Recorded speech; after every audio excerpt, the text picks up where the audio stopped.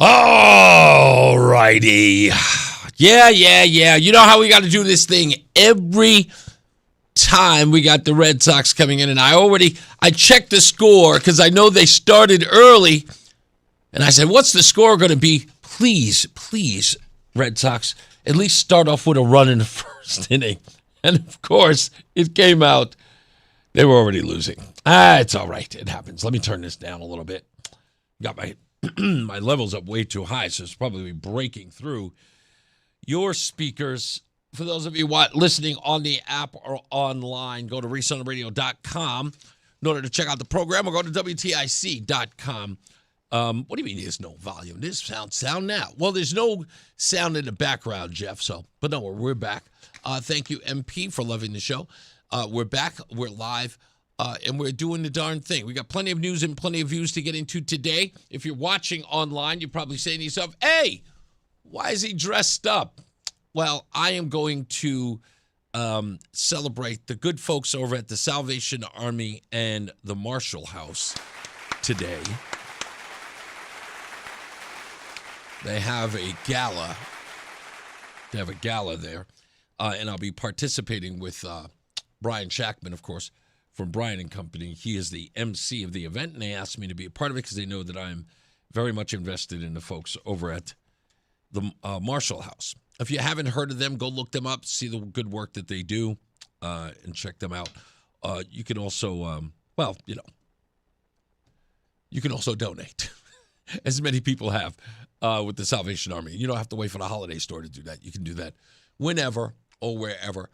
Oh, the Obama ceremony just began a little while ago. I think the Roots are performing live there. This is a big event for Obama to get a presidential library.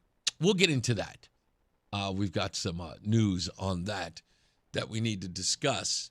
The $800 million project that so many people have shown up for. And is he speaking now? Look at him. Oh, look at that. Up there standing all sandy-haired. Sporting the dome. That's right, Rama, sporting the dome. Indeed. On today's program, I got to talk about a couple of things that are happening locally. Of course, we'll get into some of the national news. We got a lot on that. We'll also talk about Iran. Speaking to Reggae Don today about Iran. And even Christoph Murphy is doing the rounds.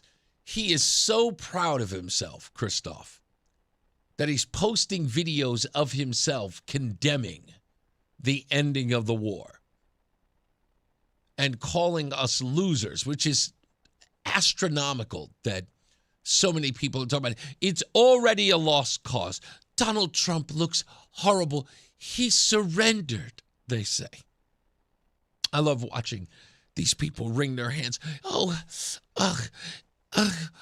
Trump is... Hear me out for a quick second. And this is the best way that I can describe this for those of you who are new to geopolitics or politics at all. I know that no matter what I say, when I say, stop letting the news dictate your feelings or your thinking on a subject. Stop waiting for them or relying on them to tell you what to think. I watch for entertainment value. I listen to what they say because I want to know how outrageous or how accurate they are. Say, I already know what I need to know. And when I listen to them, I hear all the hyperbolic things. I hear all the fawning things. You know, when they're patting Donald Trump on the butt, he's such a great president.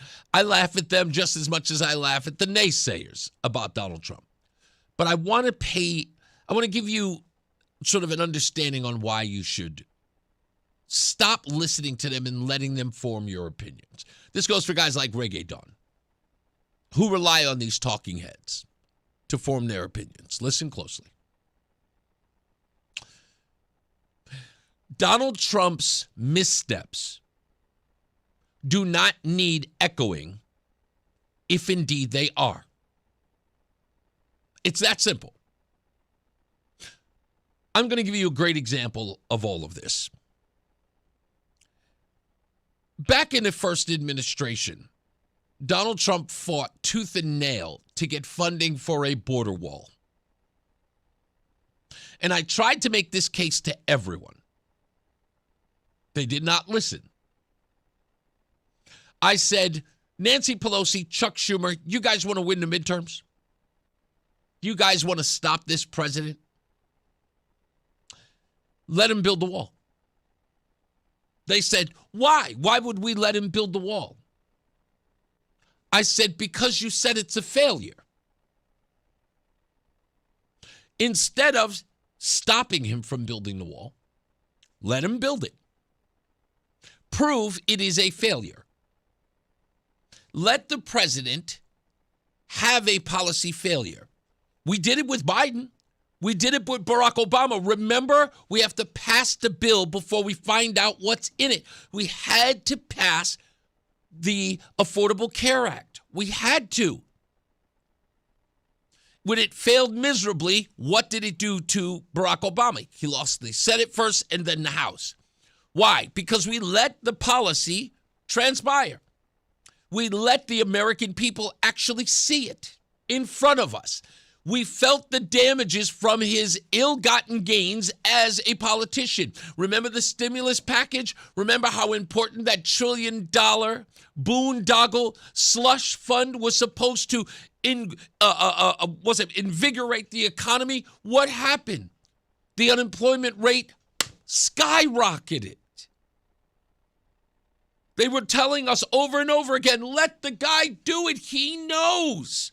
Barack Obama's the most intelligent, sharp-dressed black man to ever hold the spot of the Oval Office. Give him what he wants, America. And they did. Policy failure after policy failure. It was easy at the end of the day. The ballot boxes answered the call. We hate these policies, Mr. Obama.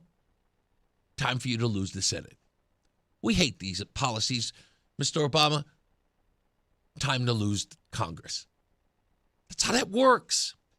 But they stopped Donald Trump. Can't let him have it. Can't do it, can't do it, can't do it. Now look what happens in the second term. Everything that Donald Trump said was going to happen, it happened. Right? Did he get up the border wall? Yes. They told us we couldn't stop illegals from coming into the country. What did Donald Trump do? Yes. What did Donald Trump say in the beginning of his State of the Union address? When he first got in office, what did he say? They told us that we couldn't do it. They said we needed bipartisan support in order to close the border. He said what we needed was a new president. Guy wasn't in office for 5 minutes. Whole thing shut down. So I look at this Iran situation, and I hear everyone screaming and hollering about how bad of a deal it is. How much Donald Trump capitulated to Iran, bombing them every day, 13 casualties in all, never a ground troop, and yet there's a negotiation taking place. But yet, it is not a victory. Everyone seems to be chomping at the bit to tell us what this deal isn't. Rambling and rambling and rambling. Well, if it's a failure, why did he do it? If it will bear no fruit, why did he do it? Now, I get the whole Marco Rubio argument. People are saying Marco Rubio's upset because we could have continued to bomb. We could have continued to the campaign against Iran and actually destroyed them like all the way down to their absolutely. We could have wiped them off the face of the map. Probably Rubio's plan. I believe it was, to be honest with you. I believe Rubio said, let's just bomb them into the 18th century. That's what I believe. That's what I believe the disappointment is. I don't think it has anything to do with Donald Trump. Donald Trump doesn't want to look like a guy who's running around killing people. Case in point, what's his big issue with Ukraine and Russia? How many people are dying over and over again? Would he look like a hypocrite if right now he was just killing people and killing people and killing people in Iran? And while he's saying he's trying to end the conflict in Ukraine versus Russia, well, he keeps saying, and you remember every press conference he had, people are dying, thousands of people dying every day, thousands of people dying every day. And while he's over here in Iran killing people every day, bombing any installation, every place they're hiding out, boom, death. Wouldn't Donald Trump appear to be a hypocrite? It's okay to kill the Iranians, but you seem to be concerned about the Ukraine and Russia conflict. So he stops the bleeding here in Iran. He doesn't want to go another month destroying their infrastructure, completely wiping them off the face of the earth. He appears to have some form of compassion. That's my view, not his. Just telling you from my perspective. He continues to do what is necessary, despite this idea that Donald Trump only cares about how he looks. That's another thing they keep telling us, right? He's got a big ego problem.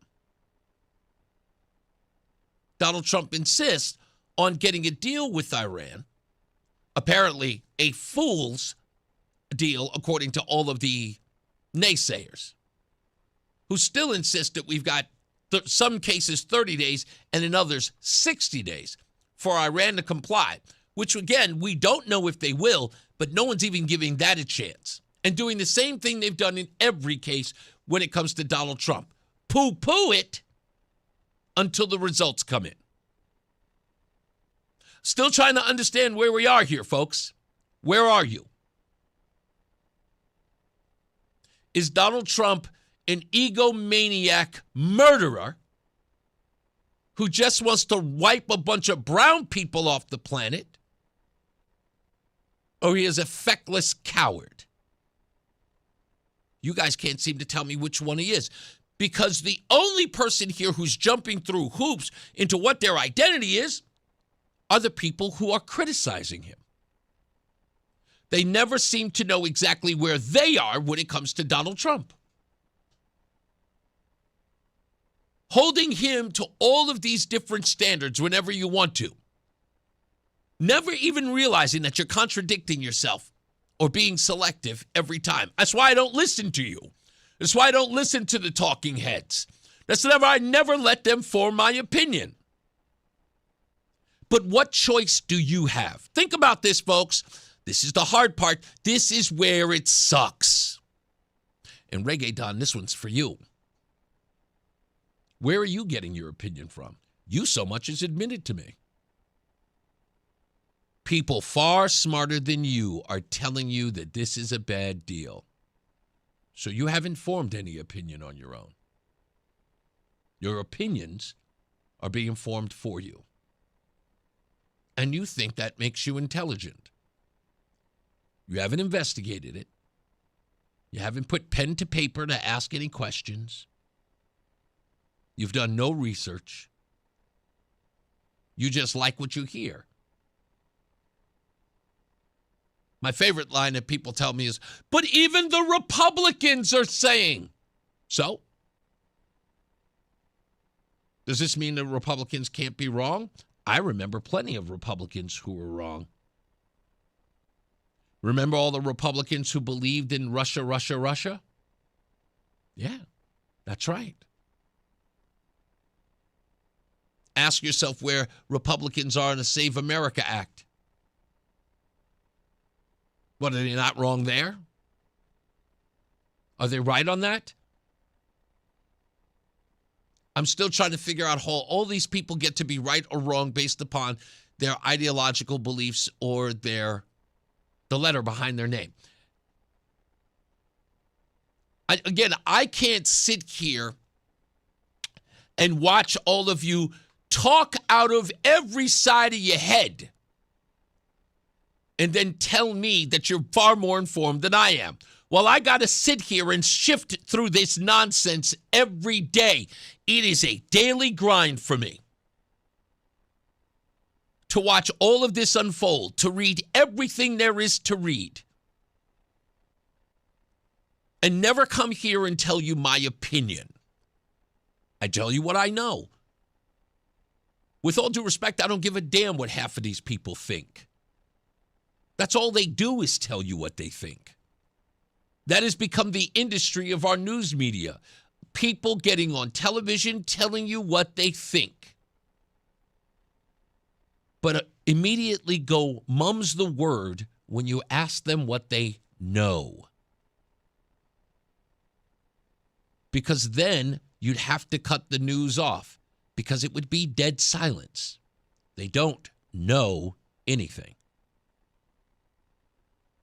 You can listen to these people and they go, this whole thing is awful. Do you know this? Well, it's from what I can tell. Well, do you know it? No, but I'm just saying from what I've seen. No. I don't give a damn what you've seen. I don't care what you heard. What do you know? If you can't tell me what you know, we'll end this segment right now. If we held that account to every person who showed up as a talking head on CNN, MSNBC, hell, even Fox News, if you said, I need you on the show tomorrow to tell me what you know. Well, I don't really know anything. Sorry, can't use you then. That's the point. And even you folks who are sitting over here talking about, oh, this thing looks to be a bad deal. Do you know it is? I've never told you what I know until it was necessary. Or I felt really, really giddy about it. Hold on for a second. Let me do this. I've been dying to play this, and I was going to play it later, but since we're on the topic, let me get to him. Here's Christoph Murphy, world's most intelligent man, on what's happening in Iran, or what happened in Iran. I mean, this is an insane deal, and while there might be confusion over when it was signed or executed, there's not a lot of confusion about what the deal is. Yep. It's a multi-billion-dollar payoff to Iran in exchange for nothing. Really? Who's paying them? Where's the multi-billion-dollar plan? Who's that money coming from? Does Chris Murphy know? He doesn't explain. We all know where the money's coming from.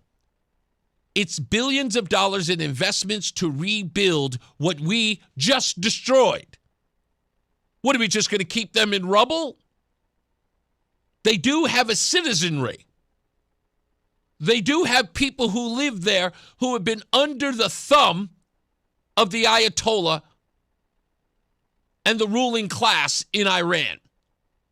Do we just keep them living in ruins? Do they not get to have an infrastructure with their Gulf allies? So who's giving the billions of dollars, Chris Murphy? Relying on the stupidity of listeners, the stupidity of CNN viewers. That's what Chris Murphy's relying on. Right, Iran says, as you pointed out, they're not going to get a nuclear weapon. They already made that concession. Did they? Did they make that concession? Chris Murphy knows that's not a lie. I mean, that is a lie, I should say, but that is a lie on the part of Iran. They've never made a concession. They were not going to have a nuclear weapon. We wouldn't be in the place we are now if they had conceded never to have a nuclear weapon. But again, the CNN viewer is already, with all due respect, stupid. He knows that. Sorry, folks. Chris Murphy knows that if you watch CNN, you're already a denuntinant. They're reopening the strait. It was open before the war. It was open before the war with mines, with attacks, with tolls. Any of that happening now? That's why Chris Murphy will never go on any other network who would have challenged him on any of those. He's on Aaron Burnett's show on CNN, who pretty much just like tightens up her lip and throws away the key. They are agreeing to sit down to nuclear talks. They were willing to sit down to nuclear talks before the war Notice how this is getting more and more asinine? began. So the agreement is basically just, we lift oil sanctions and Iran does nothing. That's it. That's a humiliation. Now, I'm somebody that wants this war to end, basically on any terms, but this is just proof positive that the war got America nothing. Iran won, Trump surrendered, And that's essentially what this deal represents. Now, Chris Murphy, somebody who knows far better than Reggae Don, Iran won? You can really swallow that one? Huh? Can you take that one in one big gulp? No water? Iran won this? Is that what we're telling each other? See, I know Christoph isn't stupid, but I do know he thinks you are. He is a condescending piece of trash who loves talking to average people who don't know any better than him. Only that bozo could get away with talking to people in the fashion he does and delivering information in the way he does. He is a big, fat, disgusting liar. Iran won? No one believes that. No one does. Not even him. But the fact that he thinks that his supporters or people who agree with him think that or will swallow that whole shows exactly the piece of garbage he is. We got to take a break. Let's get to the bottom of the hour news. We'll return more with this. And I've got some other data points on this that you probably don't know when we return. Stand by. It's Reese on the Radio.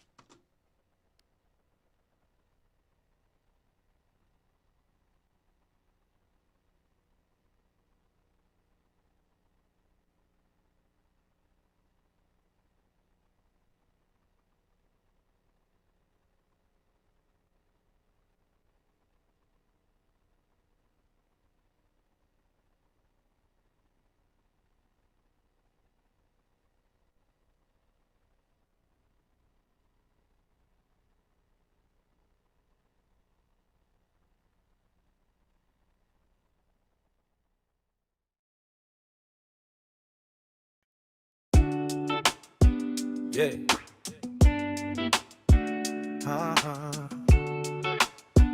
Yeah. Pull up to the spot with a trunk full of cans. Bag dragging like I robbed a couple trash cans. Lady at the window, sir, I need some ID. I'm like, it's just 10 cents, you don't trust me. You counting on my bottles like I'm moving weight. Got 3 forms of proof. Yeah. Hands up, hands up. If you fed up, say fed up, fed up, fed up, fed up. Tax bill thick as a phone book. Road still look like a war took. Every town got a closed up storefront, but they brag on a chart like we all good. Giving sweet talk, not solutions. Same crew, same confusion. We see yachts, we see budget cuts. You see growth, we see illusions. Grandma choose meds or the heat on. Kid rides 3 buses just to be gone. Classroom packed, teacher burnt out. Governor act like it's all fine. Move on. Every year, same speech, same promise. Checks to the top, still jobless. We said progress, we saw profit. The whole state tired of that nonsense. Vote them out. Vote them out. Say it loud. Say it loud. Connecticut, we done with them now. We showed up, got sold out. This November, time to throw him out. Say it loud. From the cities to the small town crowds. We showed up, got sold out. This November, time to throw him out. He talk business, we talk rent, dude. He count millions, we count cents, dude. You see green, we see concrete. Closed parks, cut trees on our street too. Cronies get deals in the back room. We get bills in the mailroom. You smile wide on the talk shows. Stuck in the same little bad news. Look at the trains, always delayed. Look at the schools under the pay. We ain't just mad, we engaged. We at the polls, this the day. This for the nurses on double shifts. This for the parents who can't afford gifts. This for the students with 10 side gigs. This for the state that you said you live for. Vote them out, vote them out. Say it loud, say it loud. Connecticut, we done with them now. We showed up, got sold out. Time to throw him out. Vote him out. Vote him out. Say it loud. Say it loud. From the shoreline up to the clouds. We showed up, got sold out. This November, time to throw him out. Who set the date? We do. Who choose the fate? We do. He had his chance, we threw. Who got the voice? We do. Well, that's racist. Yo, that's racist. First of all, that's racist. I don't know if that's racist or... That's racist. You know that's racist, right? I'm not sure if that's racist or not. That's racist, bro. That's racist. Say it loud, say it loud. Connecticut, we done with him now. We showed up, got sold out. This November, time to throw him out. Vote him out, vote him out. Say it loud, say it loud. Every district, every block, every crowd. We showed up, got sold out. This November, time to throw him out. Yeah.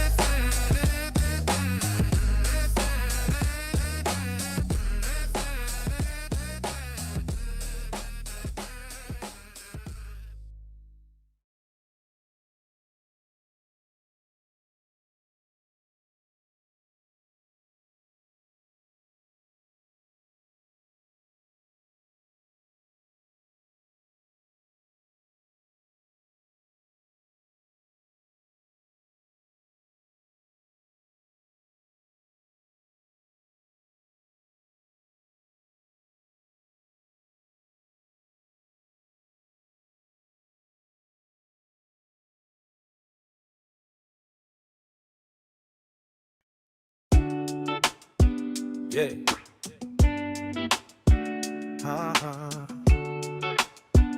Yeah. Pull up to the spot with a trunk full of cans. Bag dragging like I robbed a couple trash cans. Lady at the window, sir, I need some ID. I'm like, it's just 10 cents, you don't trust me. You counting on my bottles like I'm moving weight. Got 3 forms of proof just to clean your gate. 100 cans or more, show your license on time. Guess my nickels and dimes worth more than my vote line. They say my can's worth more than my ballot. 10 cents shining like a Goldfield chalice. Show ID for the soda, but not for the sign. Guess my vote ain't worth a dime. They guard that nickel like it's Fort Knox solid. But anybody, any nigga still drop a ballot. If cash in a card is a hill they'll climb, then my vote ain't worth a dime. Oh yeah. Down at the school where we stand in that row, sticker on my shirt, I voted old glow. Asked the man in charge, you need my license too. He say, nah, grab a pen, we believe in you. So I'm trusted for the leader of the whole blue sky, but not trusted with a bag full of cherry cola high. Lawmakers in a circle say it's just our design. $100 in recyclables beats a ballot every time. More than my ballot.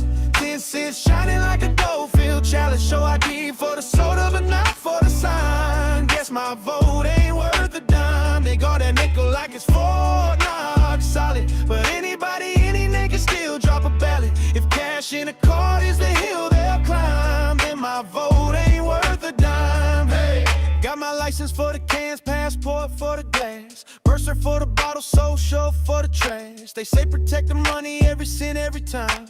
I say protect the power, that's the real bottom line. So bring my bags, bring my lap, bring my ID card, and bring my questions for the folks up in that state yard. If 10 cents makes you careful while you watch every line, why my vote treated cheaper than a soda machine sign? They say my cans.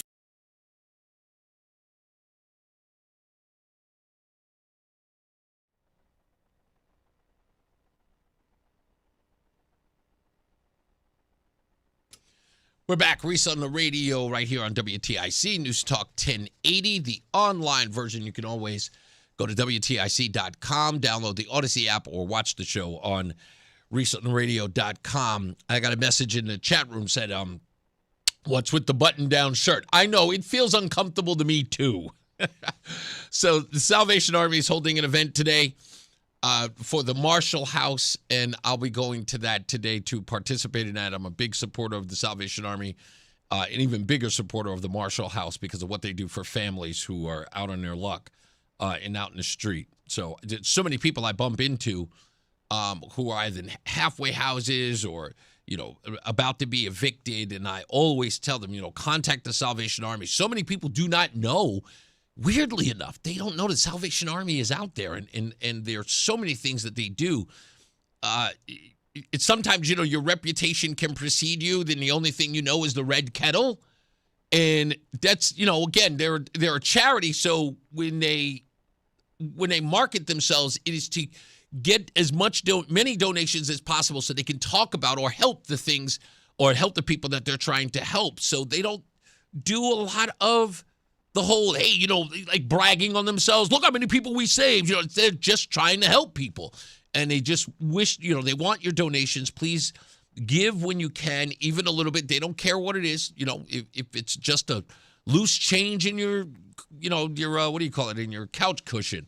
If you got it, if you, see somebody around with the red kettle, or if you pass by a Salvation Army, just give, just drop it off there. They love that. Somebody says, you know what music would sound good during the breaks? The Marshall Tucker Band. Sorry, John Beckman, not going to happen. As much as I love you getting me Wally Backman to come on the show next week, maybe I'll play a Marshall Tucker Band song. What's up, Dean? Say hello to Gene. Chris Murphy, Peter says, Chris Murphy once again proves that those who vote for the Democrats are actually dumber than the Democrats play for the. Yeah, it's true, and they know they're very much aware of messaging to their base. I don't know how many times I used to say in my going to protest. I'll give a perfect example. So I'll hear a buzzword from the Democrats, right? Let's say the Democrats had started the buzz or the phrase, that's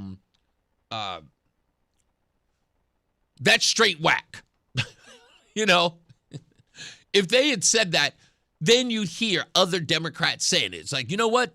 Donald Trump does it. That's straight whack. And then you hear Chuck Schumer saying it. And then you hear Nancy Pelosi say it. Then you'll go out into a protest, and sure enough, people will have signs that say that. Then they'll be repeating it. And you just go, wow, that actually caught on? That's the most ridiculous thing ever. But that's how it works. It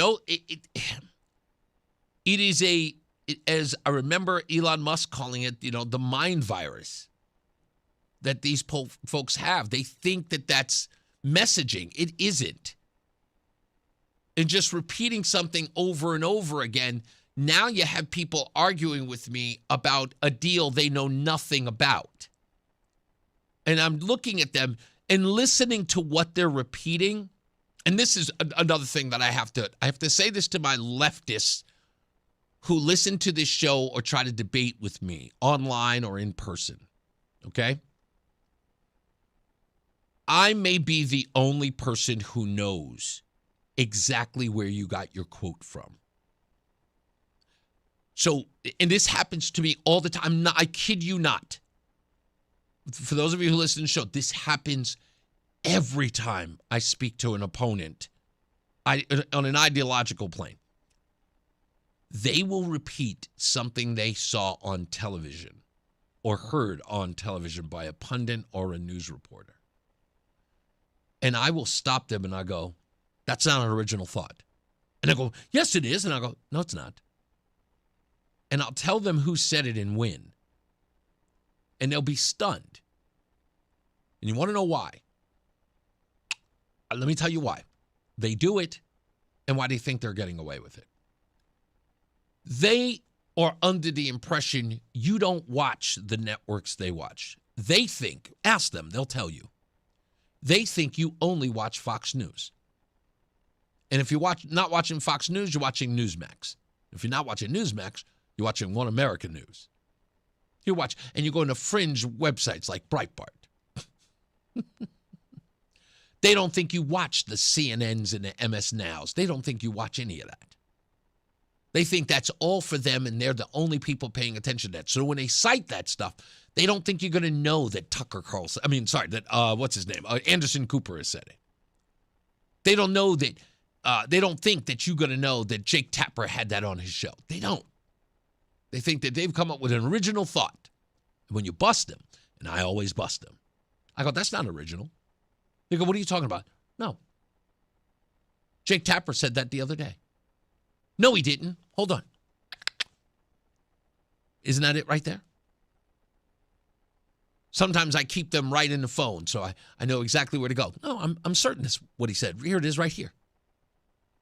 And they're completely busted, and they'll get angry because they know they've turned themselves into mind-numb robots. They're repeating talking points that they heard on TV, pretending to be smart. Now, all of a sudden, the average denunt knows where Karg Island is.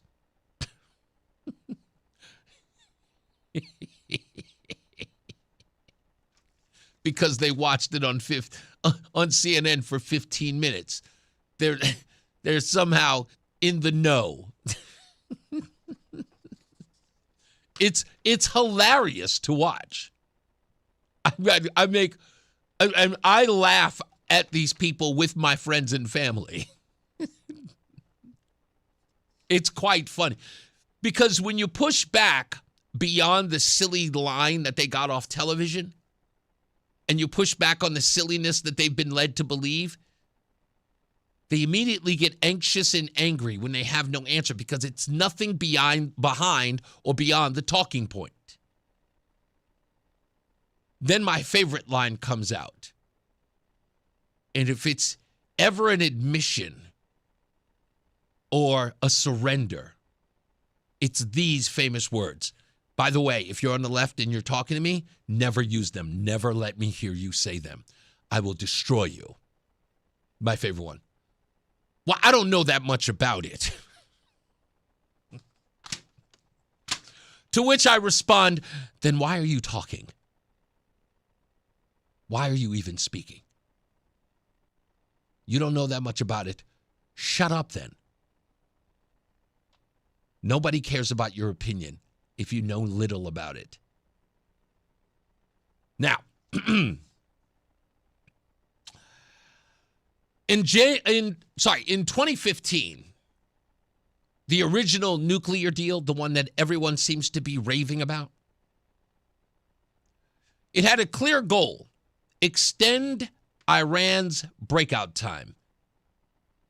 The period it would need to produce enough fissile material for a bomb to at least 1 year. In exchange, Iran got sanctions relief and access to frozen assets and oil revenues.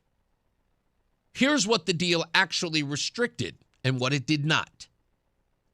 It capped Iran's uranium enrichment at 3.67%, limited its low-enrichment uranium stockpile, and restricted the number and type of centrifuges for set periods. It required the IAEA monitoring, but it left Iran's ballistic missile program untouched. It did not constrain Iran's support for proxy forces across the region. And it included sunset clauses, built-in expiration dates, as it were. Centrifuge limits started lifting after about 10 years. Broader enrichment restrictions after 15. Even President Obama noted at the time that after those sunsets, Iran's breakout time could shrink dramatically. So even Barack Obama said that we're going to give him an extended amount of time. We're going to push it back a couple of years, but then after that, the enrichment can go through the roof because we're only giving them a limited time. But even with that, what did Iran do? Well, after U.S. withdrew, Donald Trump did, in 2018, and reimposed sanctions, Iran began exceeding the limits in 2019. It increased enrichment levels. It installed advanced centrifuges and reduced cooperations with inspectors. By early 2021, it stopped implementing the additional protocol that gave the IAEA broader access. The results are measurable. The IAEA reports show Iran now holds over 400 kilograms of uranium enriched to 60%, a level far above the JCPOA's 3.67% cap, and close to weapons grade. Its official stockpile had grown sharply. Breakout time estimates had dropped from more than a year under the original deal to roughly 1 week or less. According to the IAEA's November 2024 assessment, Iran has also conducted experiments with uranium metal and expanded its enrichment infrastructure. So in essence, what did Iran do? It enriched, it wanted a bomb, and it was already practicing. Everyone else says it was because Donald Trump pulled out of the deal. No. Because once the deal had expired, they were going to do what they were going to do anyway. Pulling out of the deal was an opportunity to let Iran show its cards. Let's see what they're really doing.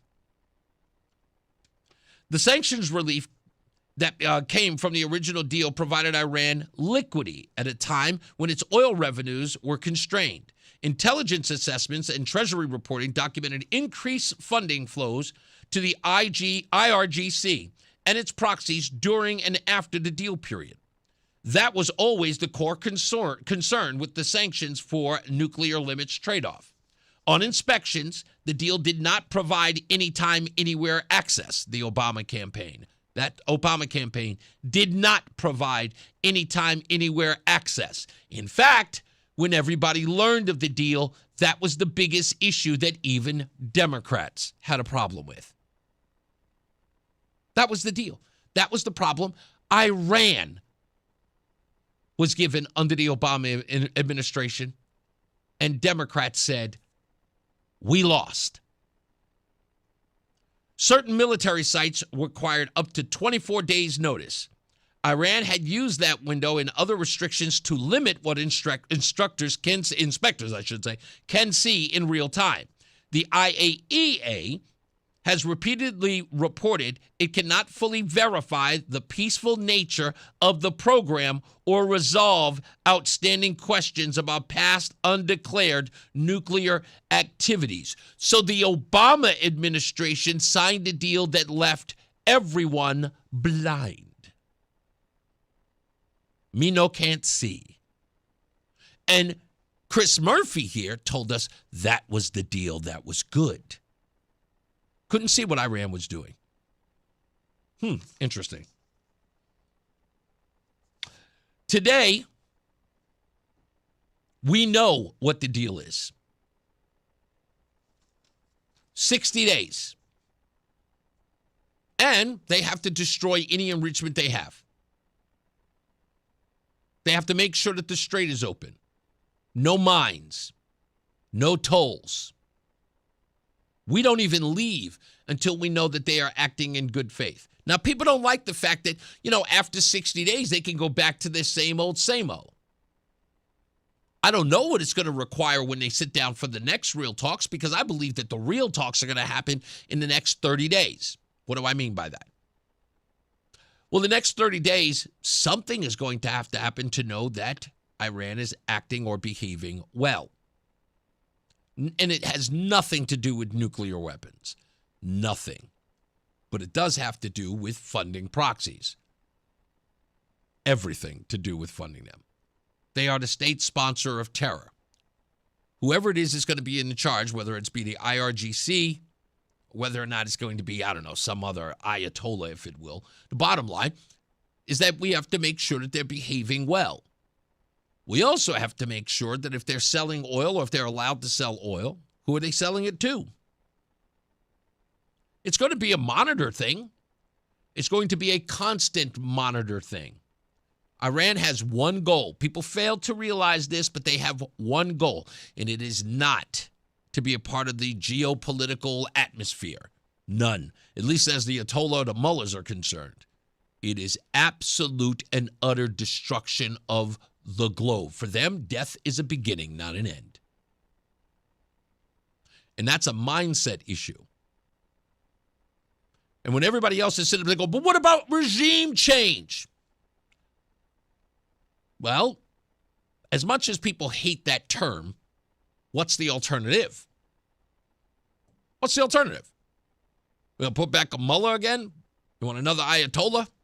You want another zealot? You want another death to America thing? Listen, we have to die. We have to die and kill the world so that we can live our eternal life. Is that what you want? This is the hard stuff, ladies and gentlemen. And I know I've heard this argument before. My friend Derek Headley and I had this debate a long time ago. I tried to have this conversation with people before. Older guys know, but some younger folks and even older people who are oblivious sort of forget this. We have not had a major conflict since Iraq. And before then, we didn't have a major conflict since Vietnam. And both of those conflicts ended poorly. There was a lot of casualties. There were a lot of casualties in both of those wars. And the ugliness and the brutality of loss of life in those conflicts makes people war weary. Generations of which are war weary. People were like that after World War II.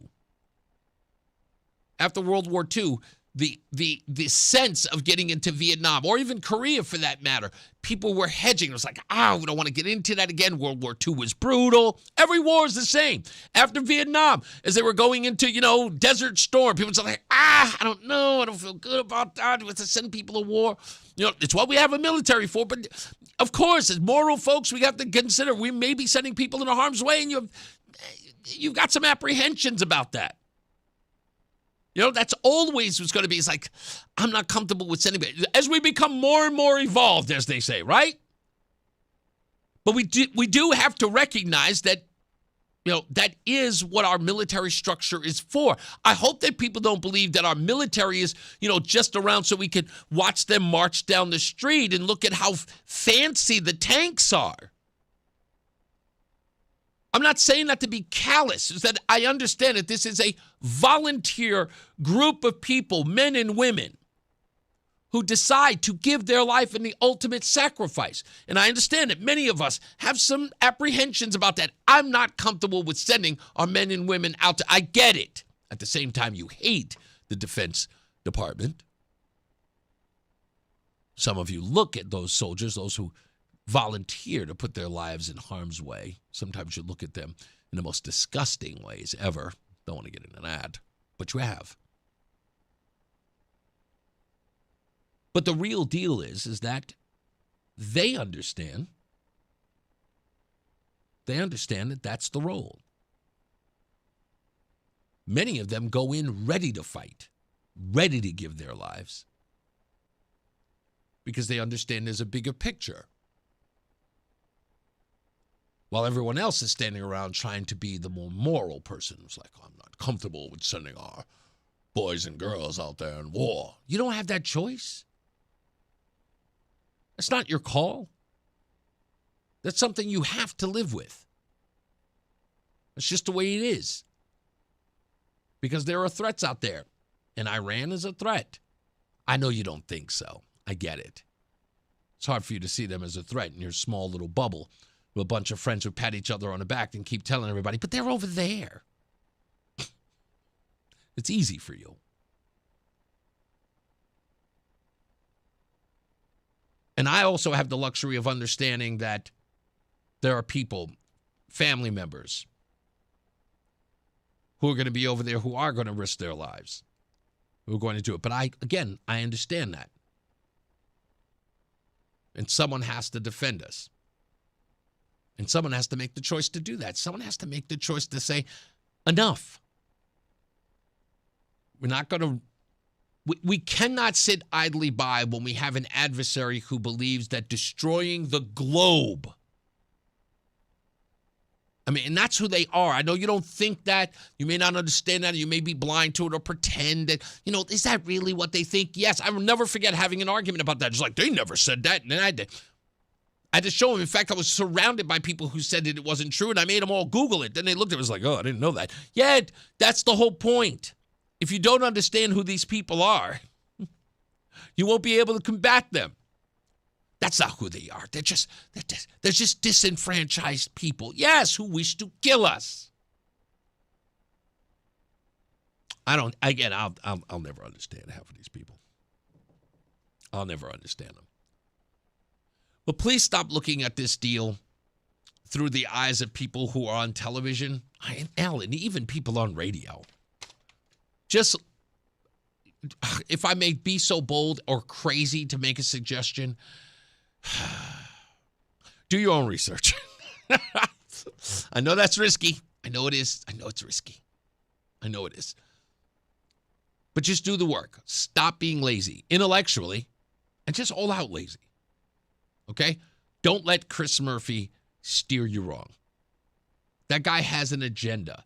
And his agenda is cheap. I need people to understand that. Some of these guys' agendas are cheap. It's an opportunity to get on television so that they can clip themselves on television and then post it online. Can you believe it? Chris Murphy took his Aaron Burnett clip and he posted it on his own X page. While he's running around pretending to be Paul Revere, he is nothing more than a media tramp. Trying to get people to say, look at me, I'm on TV. Talking about the same thing I talked about yesterday. I don't know, it's sad. What do you do? What do I do? I don't know. All right, we got top of the hour coming up. I'm going to go check the Red Sox score, see where we are before we get back to regular broadcasting, which roughly will be about, 4 o'clock maybe. Also, we've got a guest, Alex Taubes of Alex Taubes Law, or Taubes Law, is going to be on the program. He is a surrogate for Josh Elliott. He'll be on the program to talk about that and about J. Allen Jones. And that video is supposed to be released last week. We'll talk to him then. We'll be back. It's Reese on the Radio.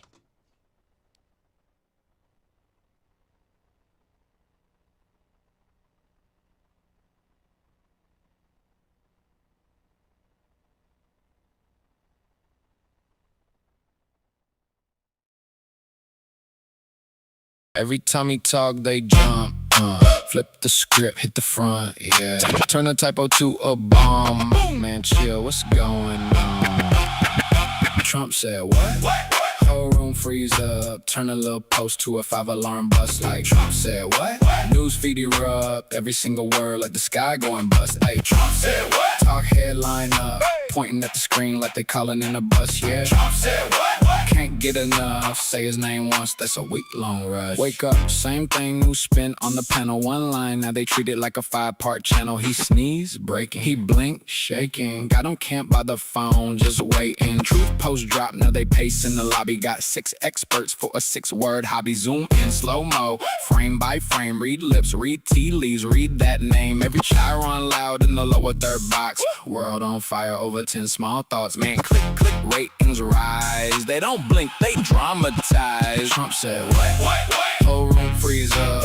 Turn a little post to a 5-alarm bust like Trump said, what? News feed erupt. Every single word like the sky going bust. Hey, Trump said, what? Talk headline up. Pointing at the screen like they calling in the bus, yeah. Trump said, what? Can't get enough. Say his name once, that's a week-long rush. New clip, same face on a different network. Run it every hour like a late-night sweat work. Zoom on the podium, zoom on the hand. Body language says he got a secret plan. He joked, that's doom. He shrugged, that's news. They'll debate that shrug till the weekend through. Sources say up in 30-point font. Got folks most stressed in the thing they want. Every hashtag spin like a cyclone. They can talk about jobs, now we on that phone. Refresh, reload, encore, on loop. Whole world tuned to the same one, dude. He just talk, hey yeah. Sound the alarm, post, hey yeah. Country in harm, type, hey yeah. Push the alert, whoa. 3 short words, whole show convert. She said what?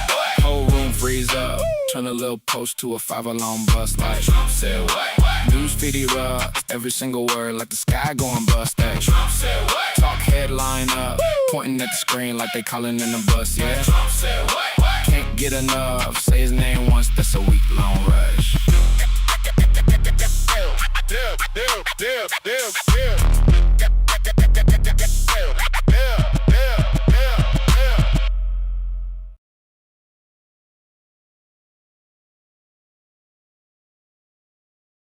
Wait. Hey.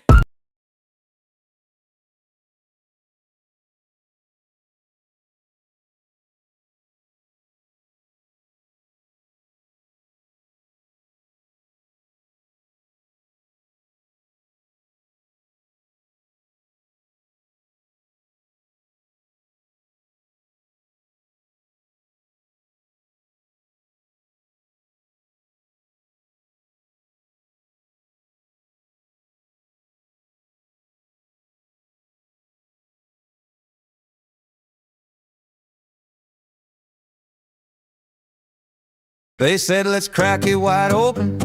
Oh, what a tale. They said, let's crack it wide open. Oh, what a tale. Unmask the shadows, set truth to sail. With a wink and a grin, they sharpen their knives. These Epstein files will ruin their lives. The Epstein files, oh the Epstein files. Thought they'd light up the world, but they burned their own aisle. The Epstein files, yeah, the Epstein files. They went digging for gold and hit their own pile. The headlines scream, we're bringing the heat. Justice for all, ain't this sweet? But the deeper they dug, oh, the darker it got. Turns out their own hands were tangled in the plot. Oh, the irony, the twist, the fade. What they thought was a weapon turned out to deflate. Oh, the Epstein files, oh, the Epstein files. Thought they'd light up the world, but they burned their own aisle. The Epstein files, eh, the Epstein files. They went digging for gold and hit their own pile. Oh, the party was ready, confetti in hand, to take down the man with their righteous stand. But surprise, surprise, the mirror cracked. The skeletons danced and the truth attacked. Oh, the Epstein files, oh, the Epstein files. Thought they'd light up the world, but they burned their own aisle. The Epstein files, yeah, the Epstein files. They went digging for gold and hit their own pile.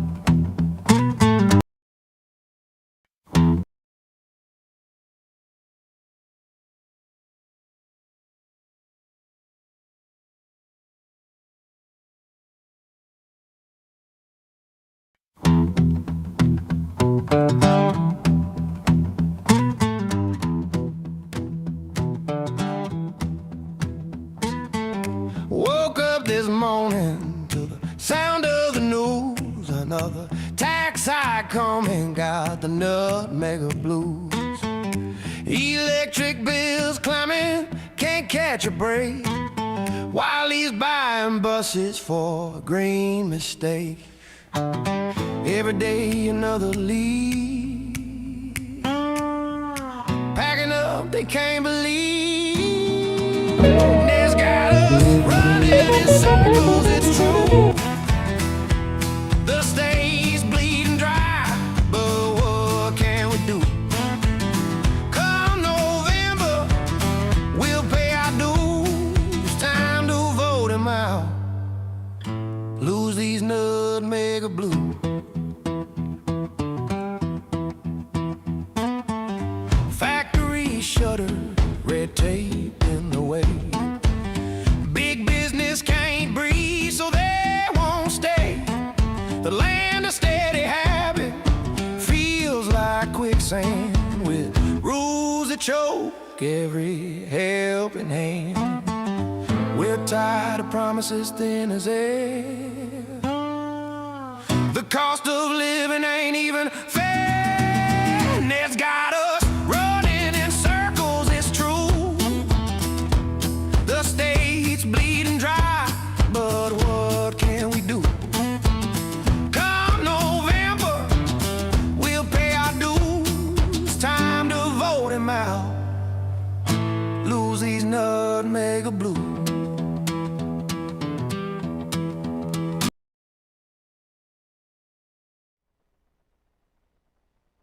All right, we're back. Reese on the radio. You know what I said? I was going to check the score. I didn't even bother to do that. I'm doing so many other things. Don't forget, always go to reeseontheradio.com. That's REESE on the radio.com. Also, check out the new site called the rundownnews.org. Well, it's called The Rundown, but you can find it on Reese on the Radio. And also, you can send us a comment. If you've got a business that you want us to come by and check out, I don't care what it is, coffee house, bakery, anything like that, for us to come and check out in Connecticut. We'd be happy to come out there on the weekend. We are going to Boston tomorrow because I'm supposed to be hanging out with my brother who's going to be in Boston for Junebug-teenth. So we're going to do that. Junebug. I was going to call it something else, but I know that would just make everybody mad. I will tell you quietly. Oh, thank you, Q. Losing 2-0. All right. Yeah. And what do you expect? They got to get it together. And thank God they're 65 games or what, 82 games? Who knows? 165 games. It's a long year. It's going to be a long year. Yeah, so we're going to be doing that. Plus, we're going to a breakfast tomorrow morning that we've been trying to get to. It's a women's breakfast that they've been dying for Roseanne to go to. So I'm going to do that in Manchester. And then from Manchester, we're going to head out to Boston. We'll go hang out with Boston Julie and her husband, and then go meet up with my brother later on that evening. My wife has never met my youngest brother, Briggs, or his wife, Helen. So they're going to be up there in Boston, so we're going to go hang out with them. I hope it doesn't. My brother and I are going to get along swimmingly. My wife's Mexican. My brother's wife is Mexican. And I don't know why I'm apprehensive about these two meeting each other. I don't know. I really don't. I don't know my brother's wife all that well. We're not like buddies, pals. We never hung out a lot. You know, my brother, I practically raised him. So it's going to be interesting. It is. My wife has been bugging me about, when am I going to meet my brother-in-laws? I'm like, so she made me do this and call him. He said he was going to be in Boston, so we're going. I'll tell you all about it on Monday. See how that goes. I don't know why. Again, I'm literally superimposing that this is going to be difficult for no good reason. I don't know why. I guess it's like, my wife met my mother and my sister. And so I don't know. I guess meeting family has always been uncomfortable for me. And then my sister really doesn't like Roseanne. And Roseanne doesn't really like my sister either. They really did not hit it off. It was really, really weird. So I don't know. It's just apprehensive. It doesn't always work out. It just doesn't. And it wasn't really bad. It wasn't like these people... It wasn't something silly like politics. It's just that my sister was kind of ornery, and she's a bad attitude.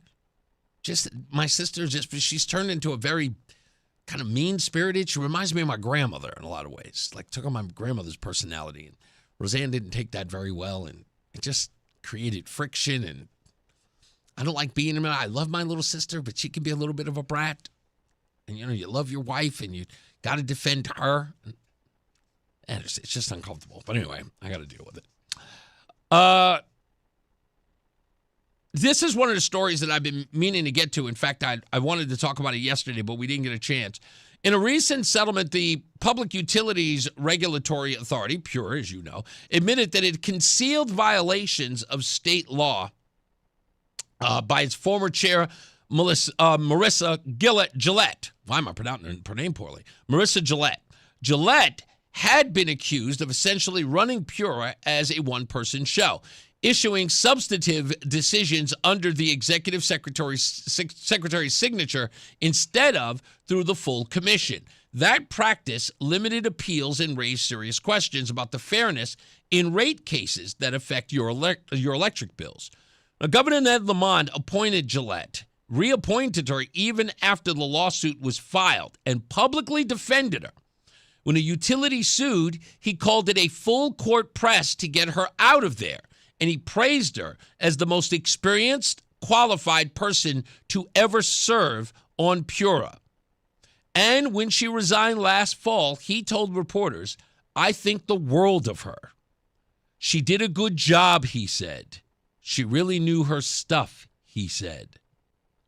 Here's where it gets more troubling, of course. Emails show that Gillette was working with Lamont's then chief of staff, now outed, Jonathan Datch, to try to insert language into the 2025 energy bill that could have helped her legally. That same Jonathan Datch later became the subject of that infamous independent investigation over at Inside Investigator, Connecticut Inside Investigator, commissioned by the Lamont administration. They found that he had chronically misused state vehicles for personal use, violating the state policy and possibly the code of ethics. He left his role shortly after that report came out. But this isn't an isolated case, and you know it, and I know it, and so does Governor Lamont, especially when it comes to his judgment. Because, of course, Marissa Gilbert, Jonathan Datch, and let's not forget, Costa Diamandis, or Diamantis, I should say. I will call him Diamandis. Diamantis. All of these issues are problems with his judgment. And he knows it. All of us know it. Now, let's go one step further. Today, Lamont is holding a press conference, or held a press conference outside of a Walmart. This, again, I'm trying to figure out who's running his office. Just hear me out, folks. I really do believe this, and they can answer this if they can stop with the "I'm not coming on your show" nonsense. And we're going to have to get some press folks to start asking this question seriously. Is Ned Lamont running the policies that are coming out of his office? Is somebody pitching him ideas and then sending him out there to be the front man on it? Think. Ned Lamont is proposing that businesses with at least 100 employees, right? Is it 100? I'm almost certain it's 100, yes. Should pay $1,000 for every employee that they have on Medicaid. The target is to get at least $100 million a year in recurring revenue to offset federal changes that have increased costs for the state's health insurance exchange and subsidy programs. Lamont frames it as accountability, and he calls it ending corporate welfare. Big employers who don't offer coverage and let taxpayers pick up the tab through Medicaid and covered Connecticut. And here's what it actually does. It adds a direct new cost tied to who you hire, especially lower wage and part-time workers. The fee would apply to for-profit companies with 100 or more employees. Connecticut already carries one of the highest overall tax and cost burdens in the country. Energy prices remain brutal, regulations and mandates keep stacking up, and we've watched these results played out. Lego has moved out of the state. It went to Boston. And of course, other companies have left as well. In fact, it's because of things like this that businesses no longer want to work here in the state.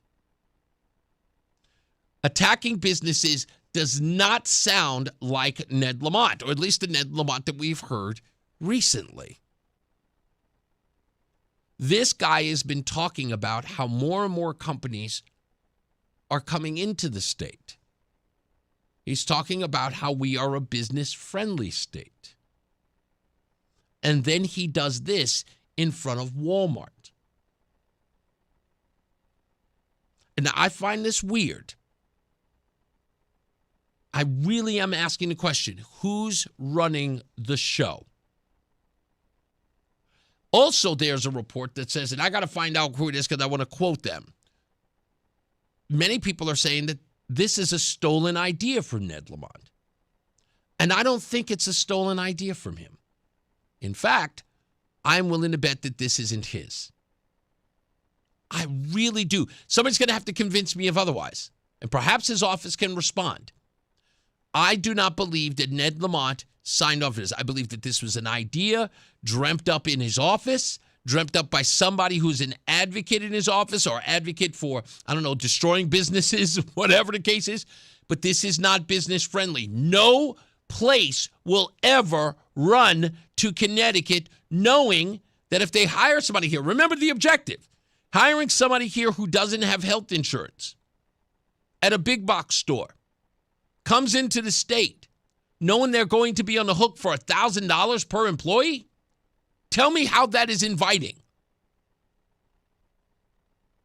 And making this about, it's bad enough that this governor is making proposals about free giveaways, right? It's about how much money can we spend of the taxpayers. He keeps talking about how he's making life easier for people who live in the state. But the only people he seems to be making life better for, at least he's claiming that he is, are people who are, in essence, kind of behind the eight ball.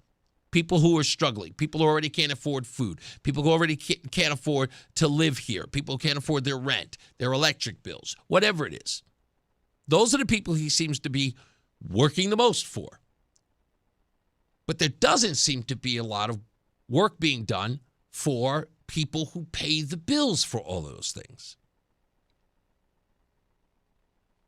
And I truly do believe this, but at the bottom of my heart, I believe this. When you get caught up in the activism of a campaign, like, you're the people who are working in and behind it, in and around your campaign, when they're inside, they're the idea people, and they're associated with very left of center folks. Like, the Working Families Party. Or, I don't know, Communist USA. I'm spitballing here. I'm not saying he is or isn't aligned with any of those groups. I'm just saying that when you're part of some of those groups, and those are the people you've embedded in your campaign, it's like, how do I sound more like a progressive? Because I don't know how to do it myself. Ned Lamont has made it clear that that's not who he is. I have plenty of interviews. You've read plenty of interviews where he's talked about he is a center of the road guy, even though he keeps finding himself up a little more to the left, up a little more to the left, up off the cliff.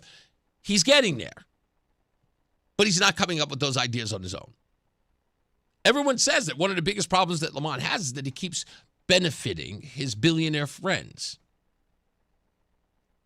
But if you look at the policies of late, the last couple of months, they all seem to be these gimmies and more money and giveaways and more money and giveaways. And if that's not a leftist, I don't know, I wouldn't say leftist. I mean, it's almost a socialist idea. I don't know. And I don't think that's coming from him. I think that idea is coming from a bunch of young upstarts from the Working Families Party. I'm just saying. Very left of center, folks. I don't know where I don't know where he's getting these ideas from. They're not his. I don't care what anybody says. They're not his. Lamont is not this guy. Not that I'm saying he's a guy who's some capitalist in the sense of, as far as governing is concerned, he might personally be a capitalist, but as a politician, no. Somebody said something to me not too long ago. Oh, should I say this? Okay, I won't tell you who said it to me. It was a couple of weeks ago. Maybe about a month ago. Yes, about a month ago, somebody said this to me. I asked the question, why is he running? Because I was going based upon the Josh Elliott interview with Dennis House. He was like, because he kept saying that Ned Lamont doesn't know why he's running, right? It's like he's still trying to figure out what he's running for or what his positions are. So I asked somebody who was in the know. And, I keep telling the Lamont campaign, seriously, call a plumber. Leaking. I asked him, what's he doing it for? And the response was really, really impressive. In the sense of, wow, that's impressive. Ego. That's it. That's short answer. Ego. This is a look at me, I got elected 3 times thing. It's just pulling it off. It's like winning the Triple Crown. And I was like, really? It's like, no, it's that simple. And can I tell you what I really believe afterwards? And Ned, if you got a problem with it, you know what I'm saying? Say something. I don't care. Here's what I really believe. Just because it makes sense, I really believe that the third term would just be photo ops. And the campaign, I think I believe that the office will be run by those who have ID, and he would just show up at them. It would be every day walking in and say, Governor, yes, we're trying to get this bill passed, and we're going to need you to do a photo op to talk about it. Here are your talking points. Okay. And he will oakley-dokley his way through that process. I think it'll be nothing. People who are, call him King Ned, right? It's like everybody else is running the show behind the scenes, and he's just out there just going, hey, I'm the governor.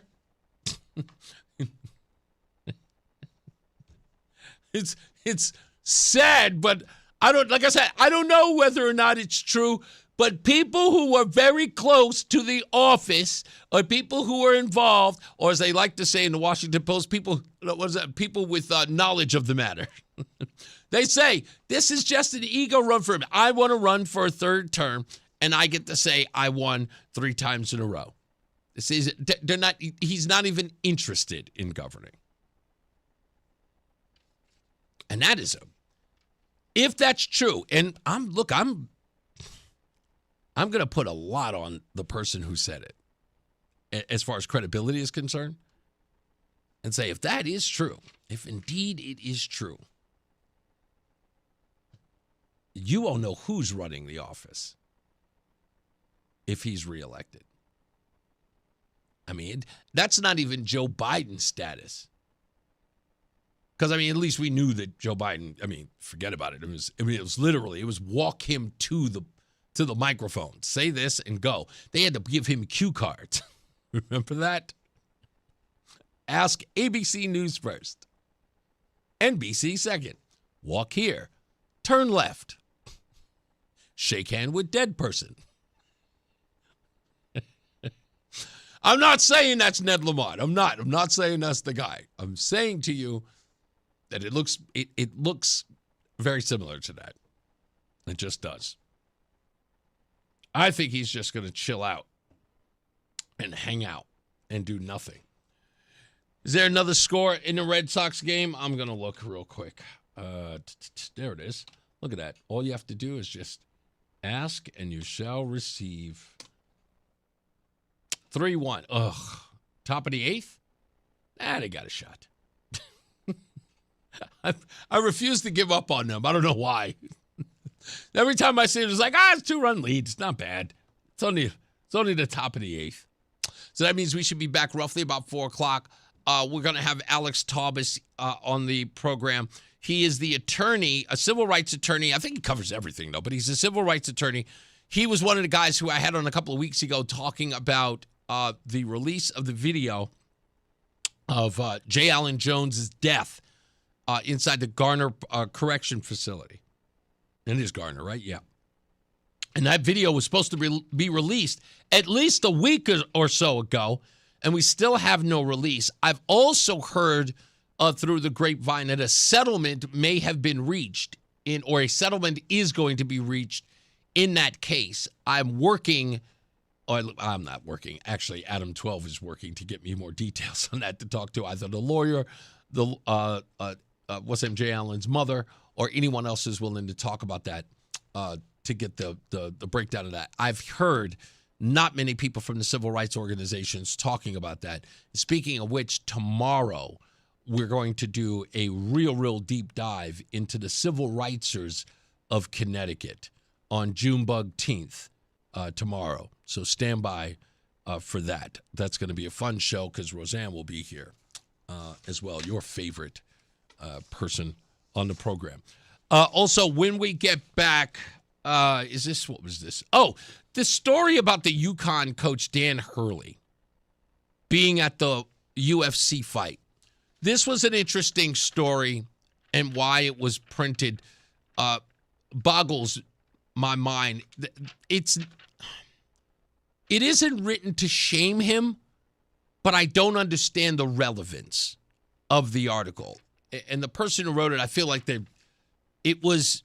it should have never been printed. It's bad journalism overall to say, to even focus on the fact that he was there, as if to say, or to bring attention to it. As a private citizen, again, as a coach, that's one thing, right? If he had been seen coming out of a brothel, I get it, right? If he had been seen, I don't know, out of a crack den, get it. But at a UFC fight, to write this article, it's meant to shame him. As if to say, what are you doing there? Because, again, there were plenty of people who were there. Plenty. I thought this article was meant to, but I love his response because now he wants UConn to play at the White House. Good on you, buddy. That's the way. Push back. I'm glad he pushed back on that. All right, we got another break coming up. Bottom of the hour news. We'll keep a close eye on this tragedy that is the Boston Red Sox. Hopefully, they'll turn it around in the next couple of minutes. All right, we're back. We'll be back. Stand by. It's Reese On The Radio.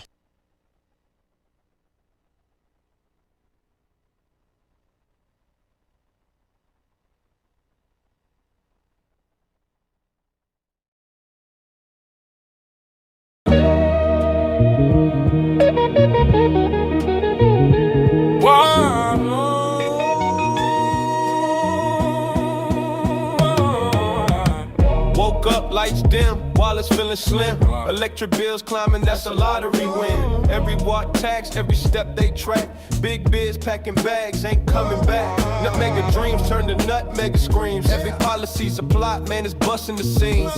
Regulate the hustle, suffocate the flow. Gov Lamont got us stuck in the fiscal black hole. Nutmega blues, man, we're paying our dues. Got us running out the state, ain't no time to choose. Vote them out, November's the route. Turn the tide, bring the light, time to shut this down. Nutmega blues, man, we're paying our dues. Got us running out the state, ain't no time to choose. Vote them out, November's the route. Turn the tide, bring the light, time to shut this down. Welfare stacking, but the road's still cracking. Electric buses roll, but the plan's lacking. Every law they pass, another business acts. People fleeing daily, facts stacked on facts. Tax on the air, tax on the breeze. They tax the autumn leaves falling off the trees. Nutmegs lost despite states cold as ice. Golf playing games, we pay the price. Nutmega blues, man, we're paying our dues. Got us running out the state, ain't no time to choose. Vote them out, November's the route. Turn the tide, bring the light, time to shut this down. Nutmega blues, man, we're paying our dues. Got us running out the state, ain't no time to choose. Vote them out, November's the route. Turn the tide, bring the light, time to shut this down.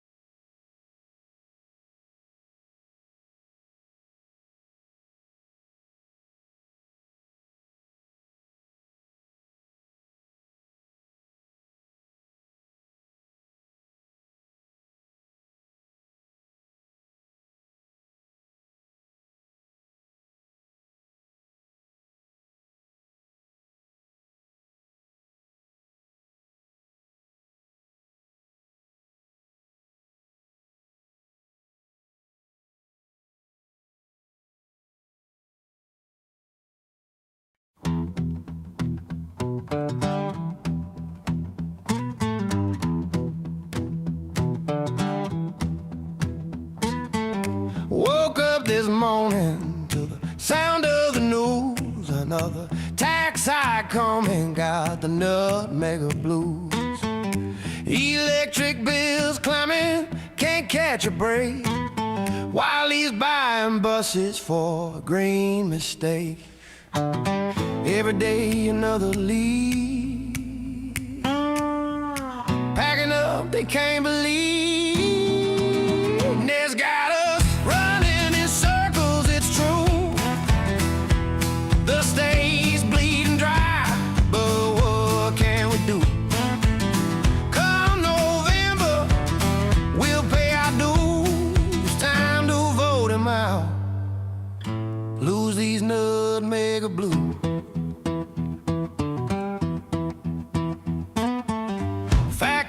Shutter, red tape in the way. Big business can't breathe, so they won't stay. The land of steady habit feels like quicksand, with rules that choke every helping hand. We're tired of promises thin as air. The cost of living ain't even fair, and it's got us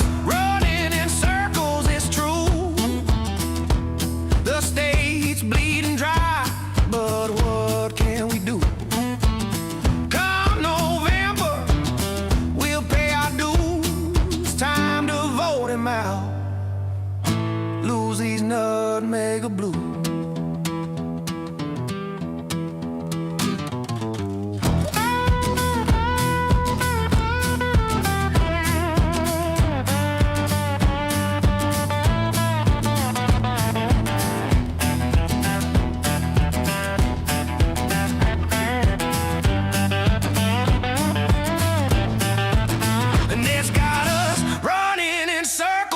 True, the state's bleeding dry, but what can we do? Come November, we'll pay our dues. Time to vote him out. Lose these nutmeg blue.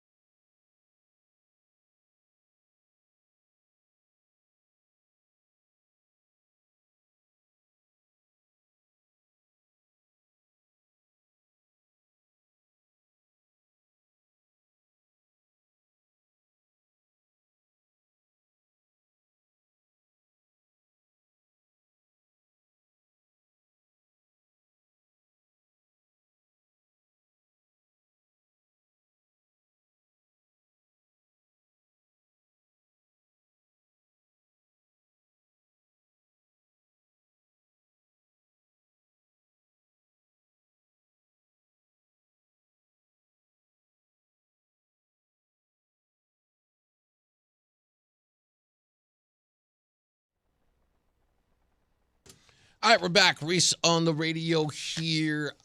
It's difficult to do the show when you have to go straight through getting to the to each commercial break.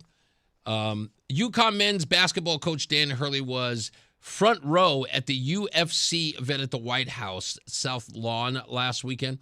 And, of course, the headlines could not just leave it at that. One story opened with this little gem, perhaps a bit more reserved with his sideline headbutts and taunting glares this time around, like they were disappointed that the guy didn't come out swinging in the octagon. It's that subtle media smirk, the kind that wants you to notice he was in a more buttoned-up setting, and maybe read something into it. Here's the actual story, though. Hurley's is a longtime MMA fan. He said it publicly for years. He's been to the UFC events before, even brought his national championship Huskies roster to the UFC headquarters in Vegas. Sunday, he posted a video along ringside onto his Instagram story with a photo of the White House staffer. He was there as a private citizen who happens to coach basketball at a very high level. The event itself was the UFC Freedom 250 Gala, of course, marking the 250th anniversary of our great nation. Fights in the temporary octagon on the South Lawn, big crowds, big names, military flyovers, the whole thing. So he went there to go be with fellow fans of UFC, and they turned it into a, hey, what are you doing there? Everything that you do in life, if Trump has done something and all of a sudden you're supposed to be excoriated about it. I'm glad he said that he would like to see the a UConn game at the White House as well. And guess what? If there was a national championship, I bet you Trump would do it. I bet you he would do it. It would be spectacular. I need to find this out. I'm going to ask a couple of people in the media if this is happening and for what reason. I got another alert to Ned Lamont's event, the one that was happening today at Walmart, which again I find crazy that this happened. The Walmart event was outside the Walmart. So in essence, his folks are just running up on places, putting up a podium with Ned Lamont's logo on it, and then he shows up and he speaks. No permission needed. Well, unless, of course, he gets told to leave, like the Eversource situation. But again, they just come in, boom, they put down a podium, the gaggle of reporters show up, or cameras for that matter show up, and he starts talking about whatever he's talking about. As you know, he's mentioning this $1,000 per employee who's on Medicaid at these companies. Anyway, but I noticed when I got the alert, something that was never there before. Maybe I'm wrong. Somebody can correct me. But now they're asking to RSVP these events, even the outdoor ones. So he just literally pitches a tent somewhere without permission, no permit, right? Eversource was the same case. Showed up, was going to hold it across the street from their building. The people had no advance notice that the governor was coming. When they saw them just pretty much just putting up, pitching a tent on their property, they came out and said, look, you got no right to be here. And their response was, but it's the governor. It was like, so? This is an active driveway. We can't do that. You're impeding traffic in our driveway, and this is private property. So they had to go, unlawfully, I might add, and stand on Eversource's property in order to do that. Eversource was kind enough to say, hey, it's the governor, we're not going to give him any help. They should have, and they could have. But then this Walmart thing, you just stand out in front in their parking lot, in the active parking lot, you just stand there and you're just going to hold a press conference where in essence you're saying to Walmart, yeah, no more corporate welfare. You came to their property to excoriate them. Can you imagine somebody coming up to your house to hold a press conference while they rip you to shreds? Imagine that. Like if the HOA had showed up in front of your house and says, yeah, the Hopkins family, look at their hedges. And they drive an SUV, these ruthless animals. Can you imagine that? Without my permission, they do it on my front lawn? That's what he did. But the crazy part is that they sent out an RSVP to the press. The guy's running for re-election. He's pulling these stunts so that he can confuse you into thinking he cares about you now. And when he wants the free publicity, folks, and that's what it is, he wants the free publicity of the news media. And he has the audacity to tell said news media, who's giving them free advertising, RSVP, please let us know that you're coming so we can make space for you at the Walmart parking lot. We can't fit you all. That's what we're led to believe here. And all I'm asking is the question, can somebody tell me, send me an email privately, send me a text message quietly. Just tell me, have you seen anything like this before? Ever? Where the governor is going, Where are we holding a press conference today? Outside of Chuck E. Cheese. In the parking lot? Where anybody can just show up? Yeah, we're going to have to contain this. Let the press know, but please tell them. Reserve, s'il vous plaît. What am I witnessing? This is amateur hour, folks. This guy's running for a three-peat. And he's got a staff that's asking for an RSVP at a press conference where he is getting free plugs and advertising. They're going to talk about them all over the news. This is unheard of. Unless somebody's telling me otherwise, you got to come out and tell me. Somebody, text me, email me, somebody just say, yeah, this is how it's done in Connecticut, because that's crazy to me. Or it could be what I think it is. And I think I've got a really, really good beat on this. I think that his office is scared. I think they're a little tweaked by the tough questions. I think they're a little tweaked that the questions are getting a little harder and it's not so much a cakewalk anymore. But they should be asking the question why that is. Shouldn't they? It just internally, not to the rest of us, just internally. And I know that at least 1, 2, maybe 7 people over there in the office listen. Let me help you out here. Free advice. I'm not using it. Listen close. Why would the cakewalk that you've been comfortable with disappear out of thin air from people who have been quite gracious to you in the past? Why do you think that it's a little tougher now? Can I tell you what it's about? Okay, let's go with one. Okay. They don't want you to run. None of them do. They do not want you in this race. And I can't speak for what they want of Josh Elliott, because you're probably asking yourself that. It's like, do they really want Josh Elliott? Not particularly. But they don't want you. And that's not saying that you're a bad guy. I don't want you to think that, you got doo-doo on your face or anything like that. That's not what I'm talking about. You're not some sort of like, you don't have cooties. Let me just put it that way, okay? It's not that. It's that it's over. That's all it is. They feel it. People around the state feel it. It's been a lot of years, my man. 8 years is a lot of time for things to go south. Right? It's not, you got to really look at this in a way that you would like a presidential campaign. After a while, enough is enough. Like, people are like, can we try something a little new?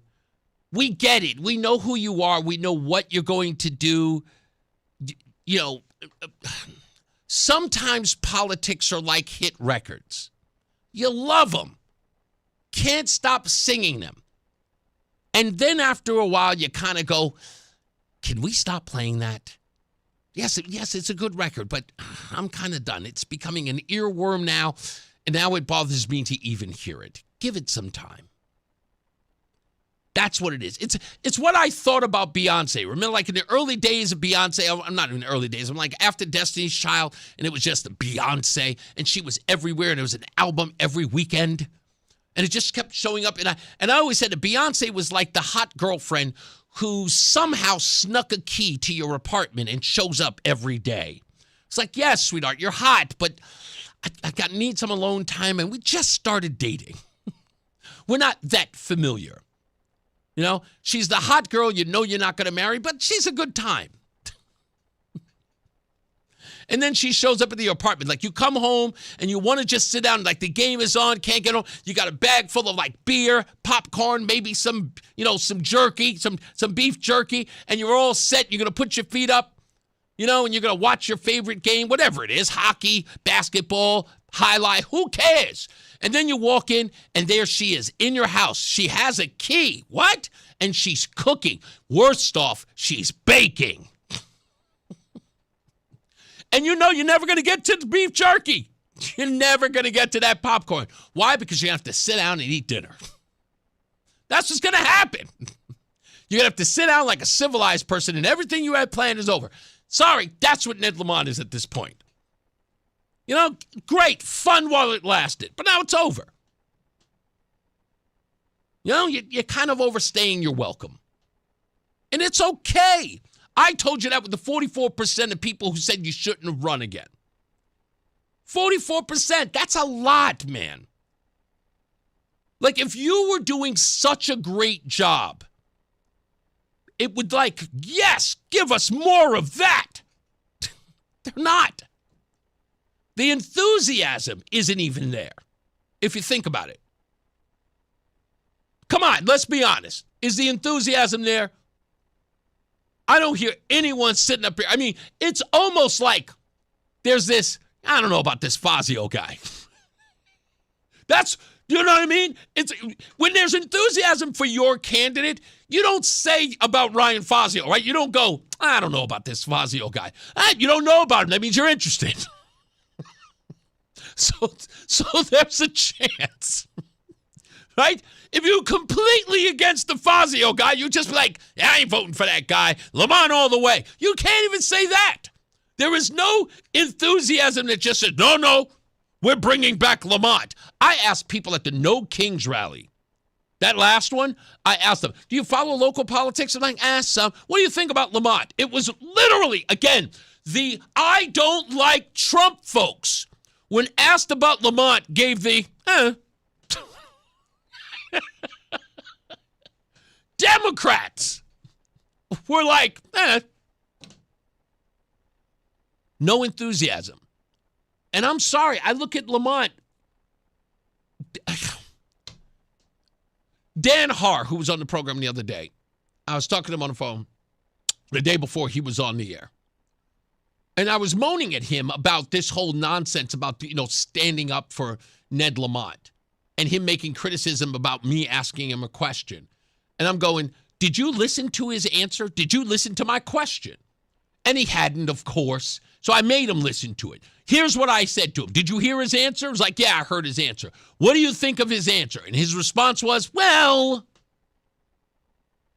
And this came from Dan Haar. Dan Haar, come on, stop me if I'm lying. Dan Haar says, yeah, he has a tendency to answer questions like Kamala Harris. His exact words. And you watched the videos. That's the way he talks.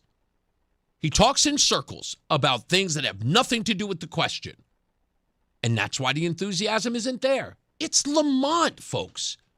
Okay? You can at least fake some in excitement for a guy like Tallarico, and that guy looks like Howdy Doody. He's young, weird, has a fake girlfriend from Canada.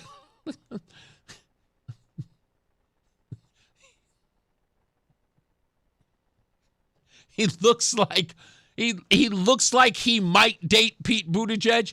At least there's some interest in there. Like, you can talk about Tallarico. He's funny. He's almost adorable. I'm a real boy. I think about that every time I see him. But Ned Lamont, look, okay, let me put it this way. This is going to sound cruel, but I don't mean it to be. But I need to put it. I need to put this inside your brain, and then you'll understand where I'm coming from. When I look at Ned Lamont, I do not think grandpa. Come on. Think with me. Does he? He's an older guy, right? But does he come off as grandpa? Because at least if he came out like that, you could kind of like, charming old guy, right? Really cares about folks. Doesn't have to sell that. Wilford Brimley look like he cared about diabetes. Ned Lamont doesn't have that same vibe, you know what I mean? And Wilford Brimley had that, he had that personality at 49. He had grandpa vibe very early in his life. But Ned, no. He doesn't come off like that at all. It's just one of those things where I see him. And he's always got on a blue button down, like this one, like the one I'm wearing. It just doesn't. Again, it's unappealing. No enthusiasm. Just doesn't. That's why this stuff's got to be over the top. The policies or whatever the things or the proposals, they have to be over the top. He's got to sell everybody a dream because he's not selling. He's just isn't. I just find that very, very, I don't know. It's tremendously fascinating to me. I can watch it all day. I could analyze it all day. I'm sorry that he's not the candidate I would like to have a beer with. He comes off as a tea drinker. And I just don't see it. That's just my deal. That's the way I look at it. So the RSVP thing, maybe, again, if somebody knows, please let me know. If indeed that's a normal thing for them to do. Looks like Red Sox blew the lead again, but they've got another shot at it. Is it top of the ninth now? Okay, so it's top of the ninth. They got one more shot to at least tie the game. So we'll see where they're going there. We might. I don't know. It's quite possible. But if they stretch it out, then we could possibly be here all the way till 5. We'll see what's going on. What is it? Lori says that he's boring. Yeah, but, and I know a lot of politicians that can be boring. Like, I'll admit, even Marco Rubio can be a little boring. Like, I think that he's energetic. I love him at those Senate hearings. They're fun to watch, but I still think he's kind of boring. J.D. Vance can be a little boring. I think he's so wonky. Sometimes he can be a little, I could doze off a little bit.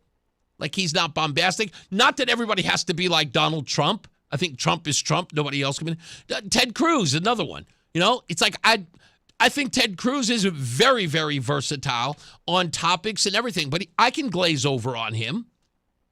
I don't think, in fact, I've not seen a politician in a long time who has really compelled me. I like this Gillis guy. He's good. But one of the guys who made me fall in love with him as a politician was Trey Gowdy. I could listen to that guy question a witness in Congress all day. I remember I spent an entire day watching all of his famous clips. He is my all-around favorite person as a politician who just talks. Oh, and then John Kennedy of Louisiana. Absolutely, forget about it. That guy, he's like Bones from Star Trek. He's got a quick wit and a hilarious sense of humor, which I know is redundant, but he is brilliantly funny. I could watch him all day. Okay, speaking of, by the way, I mentioned Tellerico. All right, so James Tellerico is running in Texas, okay, and running against Republican Ken Paxton. Now, there were a couple of liberals here who said that Jasmine Crockett couldn't win in Texas, and they had to pick James Tellerico. I don't know that they're there now. I doubt it. But if they really, really do believe that they're going to win with Tellerico, they've got another thing coming. All right. All right, let's take our first traffic break. Mark Christopher is here. He is in the BPS Lawyers Traffic Center. We'll be back at Reese On The Radio.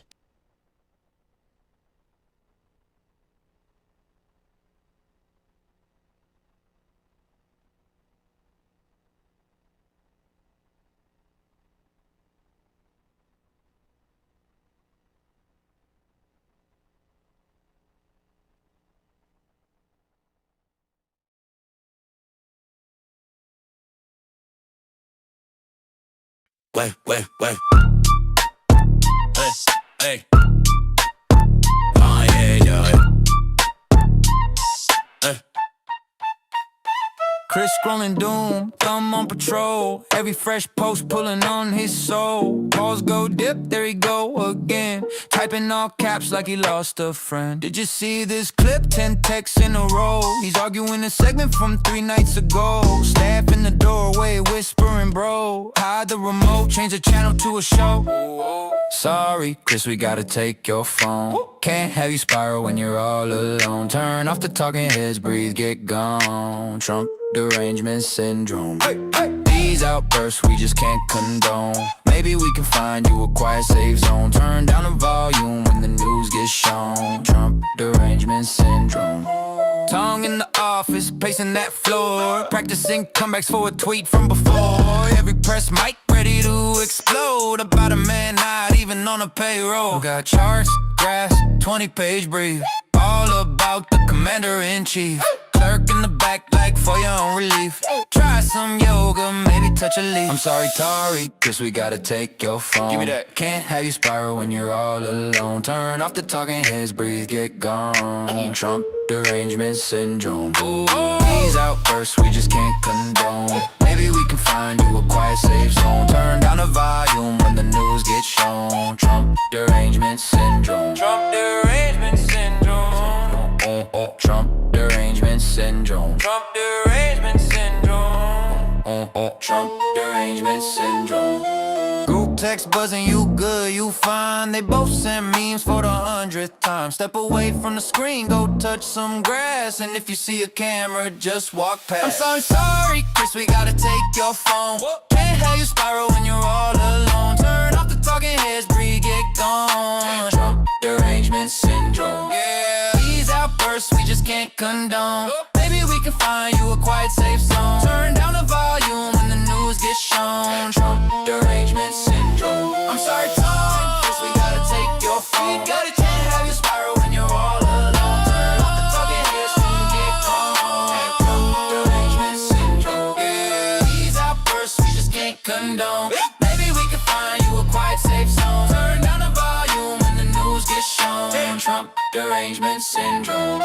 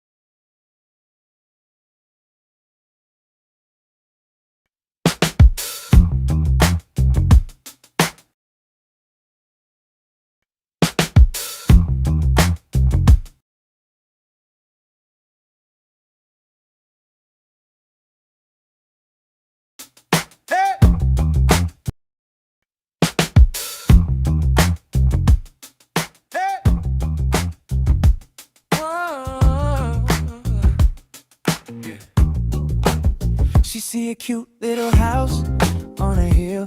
Baby, that one, I'm like chill. Next day it's a cottage by the sand. Scrolling on the phone with a wedding plan. Then it's puppies, just one more. Now the shoes got a whole new floor. Every wish on her tongue done. Still I'm smiling like she already won. Rose, you want everything from the kids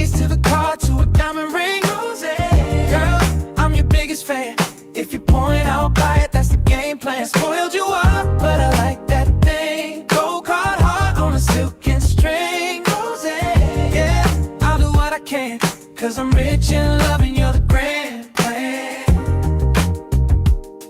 Hey. Oh, yeah. She see a baby, now she got that stare.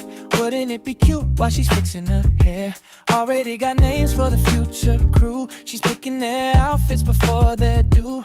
It's vacation, she ain't even Googled yet. She wants a view that the sun can't forget. I'm out here counting up my overtime.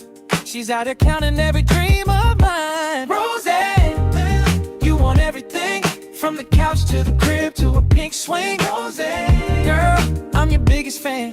If you point out buy it, that's the game plan. Spoiled you are, but I like that thing. Gold card heart on a silken string. Rose, yeah, I'll do what I can, 'cause I'm rich in love and you're the grand plan. You say I just laugh and find the receipt, 'cause every wild little wish you make feels like a gift I get to take. Rose, you want everything, from the moon to the yard to a nose ring. Rose, girl, I'm your biggest fan.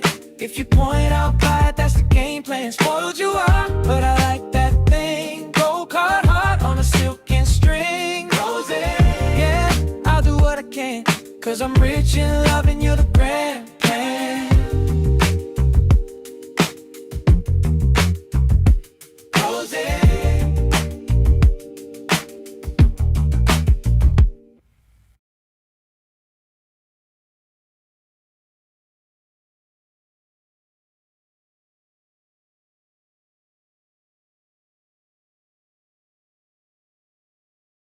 Reese on the radio here on WTIC. Apparently, I don't see my guest here. This guy is classic no-show.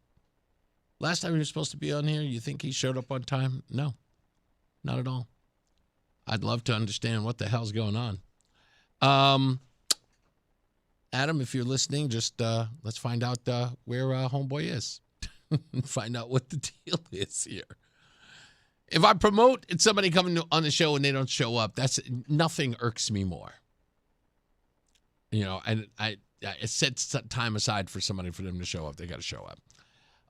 Anyway, so we're going to breeze through traffic. We're working on some technical difficulties here, but we'll get to your traffic in due course. Stand by for that. The game just over. Red Sox did lose.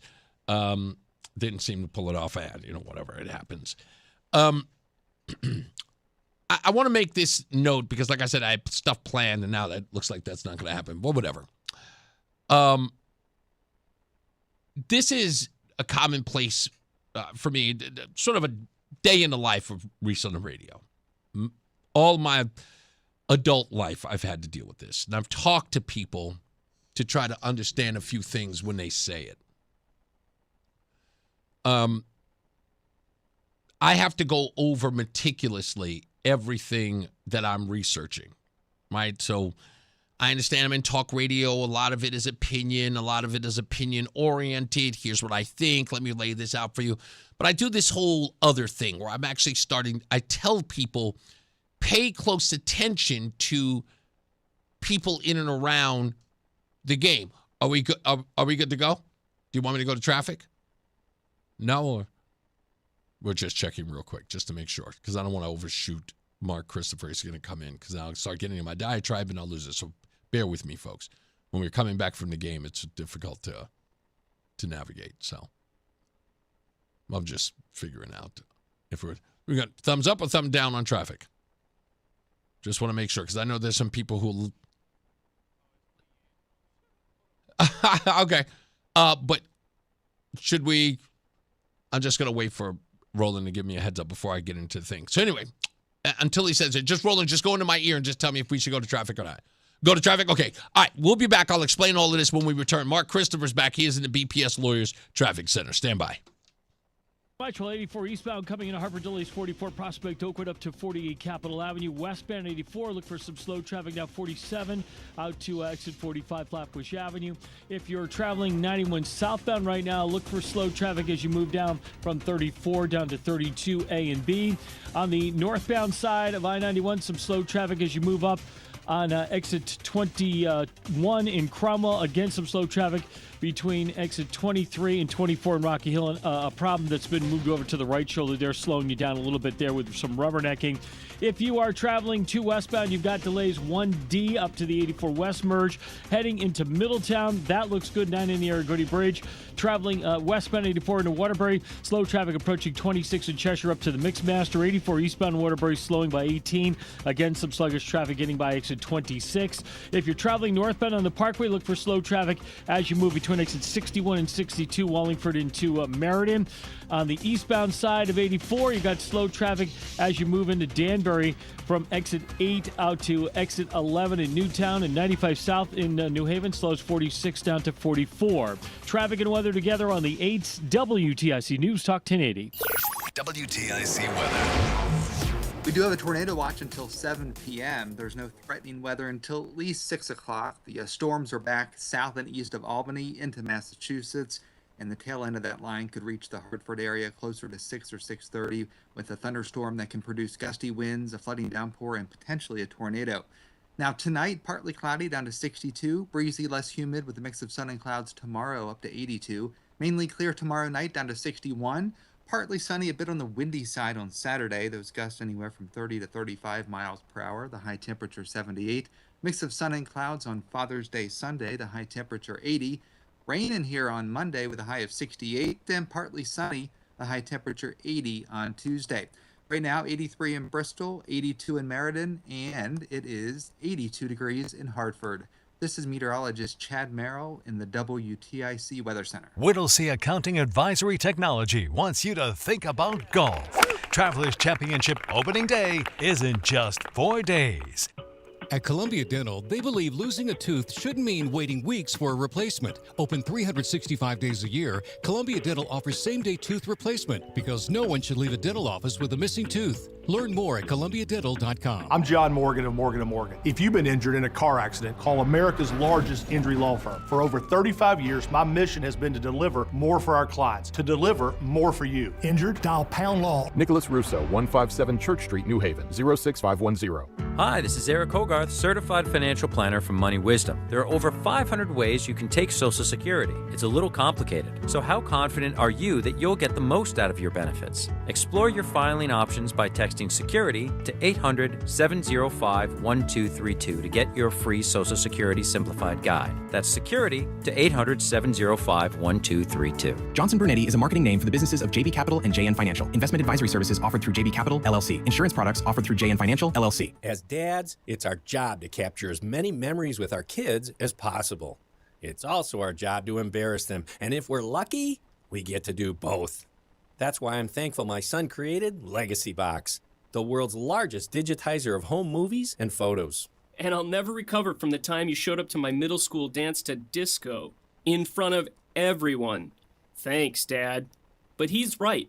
Simply fill your Legacy Box with your old VHS, camcorder tapes, film reels, and photos, and we'll do the rest. And in just a couple of weeks, you'll get your originals back, along with a DVD, thumb drive, or cloud delivery.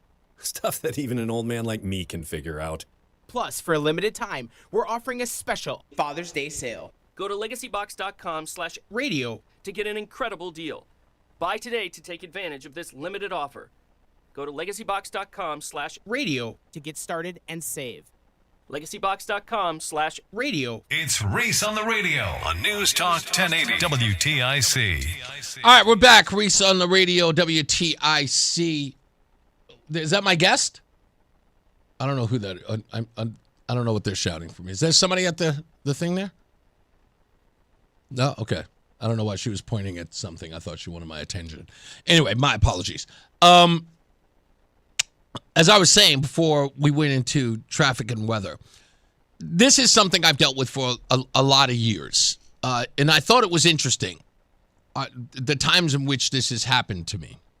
Okay, so I want to start off by saying that my entire life has always been based in research. In fact, when I started in radio back in 2000, my job was to get the facts. And it's very early in our internet life, in the 2000s, so it's like I had to research everything.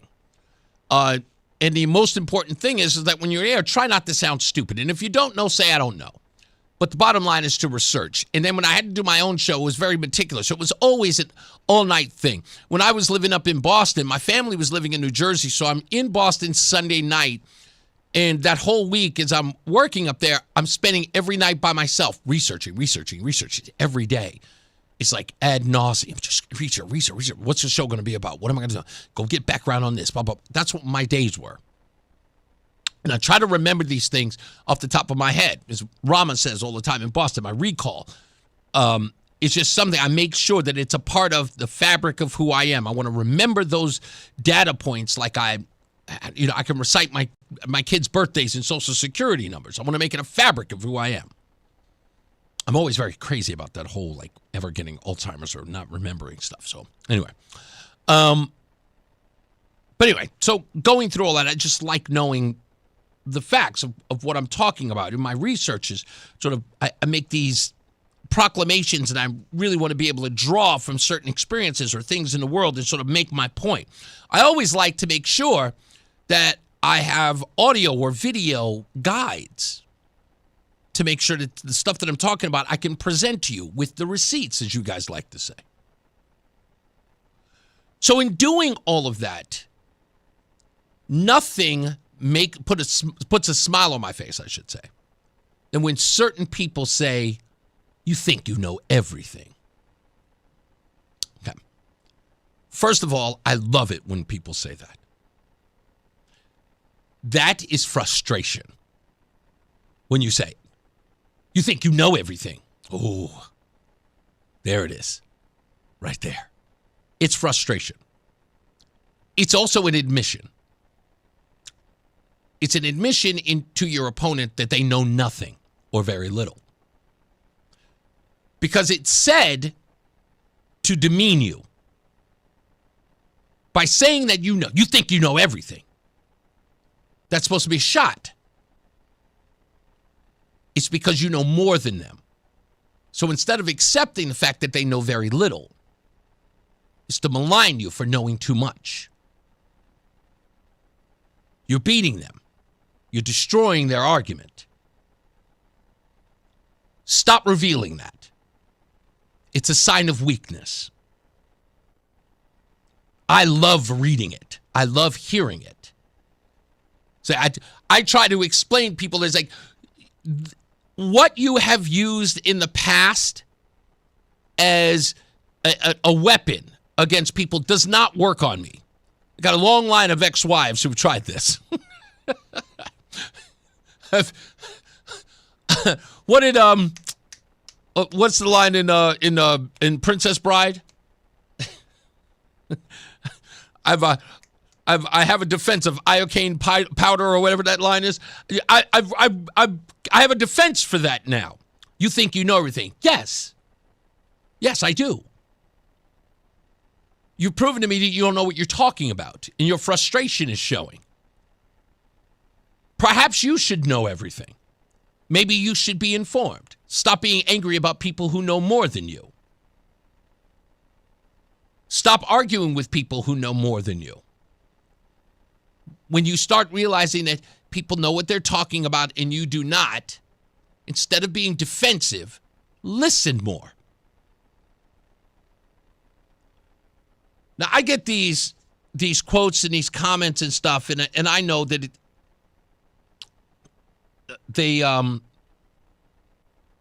this frustration that people have is because they're trying to win arguments. I'm not trying to win arguments with these people. You shouldn't either. Please stop boring yourself with fighting with folks. Stop boring them with trying to convince them. It's not worth it. It isn't. Do you believe what you believe? Do you know what you know? Yes, of course. That's it. You're going to be fine. Just chill. Now, I say all that to bring up this point.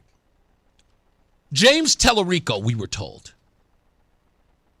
had to be the nominee in Texas. Why? Why did he have to be the nominee?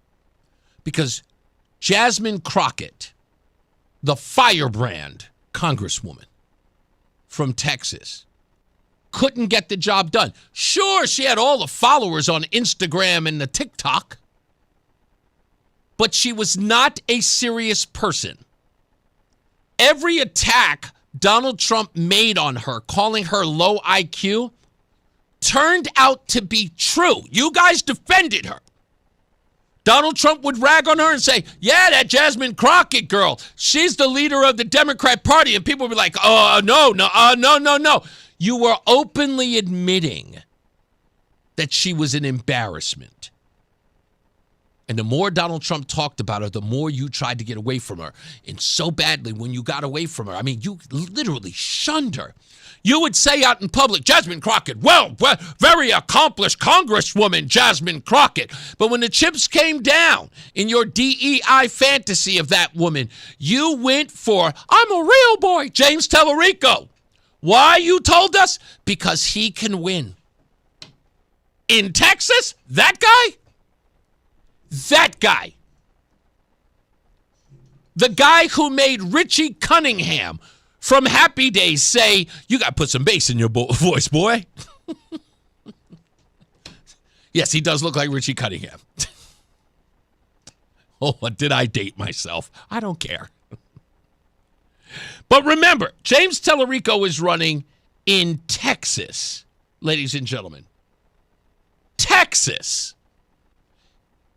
And somebody tried to tell me, you have to run him because he can win. Really? Well, tell me if that's true now. Hi, this is State Representative James Tellerico.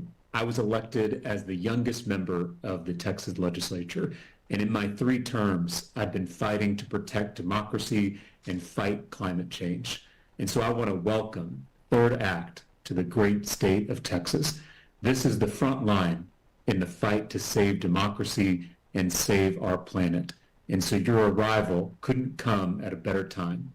I am so grateful that all of you have decided to engage in this important, critical, and historic work.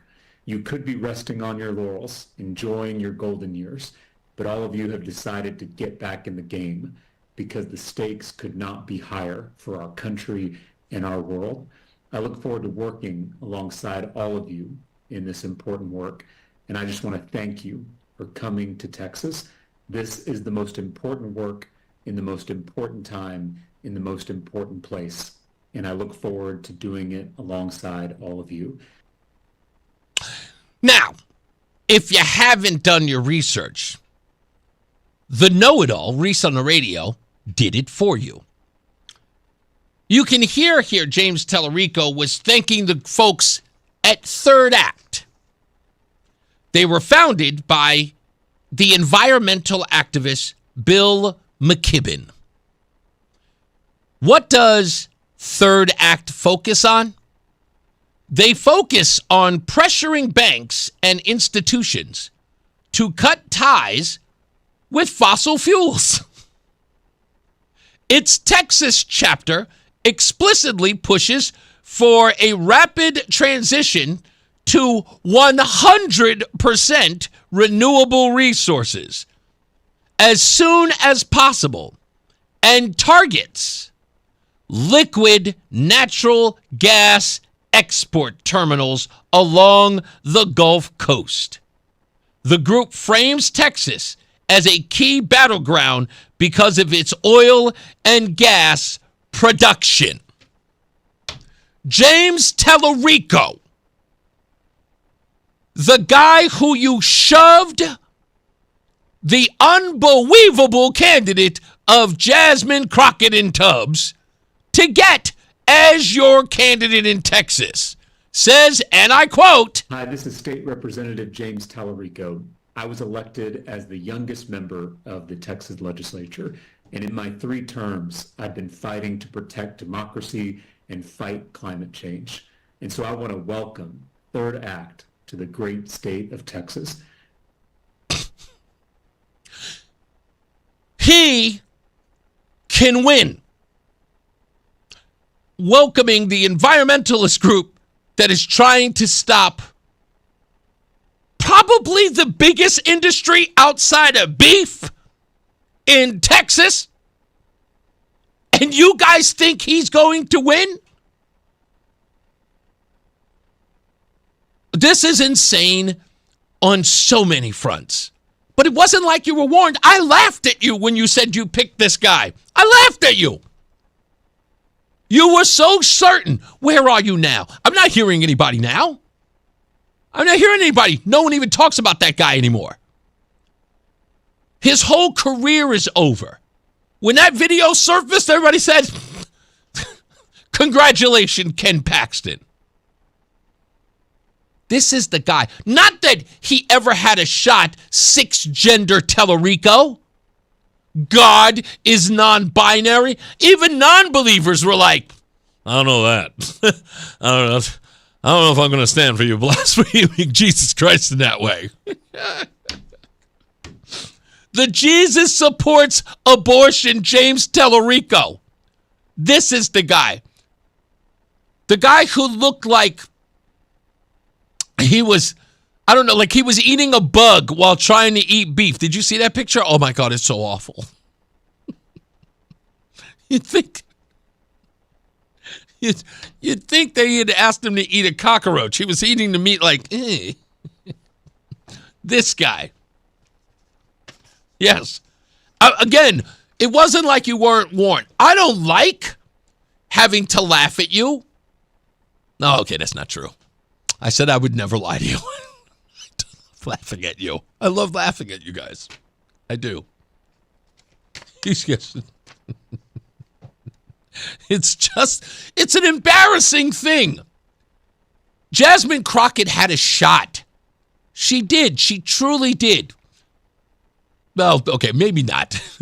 But it would have been far more interesting. Because Ken Paxton versus Jasmine Crockett, I mean, you can make that argument, right? You know, you guys are big DEI, identity politics folks, right? Because you could have made the argument that, we're going to vote for the black woman, right? No, you get okie dokie. I mean, you really, really picked a winner on this one. Like in Texas, you couldn't get a guy who was like the more antithesis of everything that is Texas. The guy hates the oil industry. He said that he has a vegan campaign, okay, and has a make-believe girlfriend who he won't even bring out to events. Says that Jesus Christ in God country, okay, Texas, God country, says that Jesus Christ is non-binary. Seriously? For real? I don't know.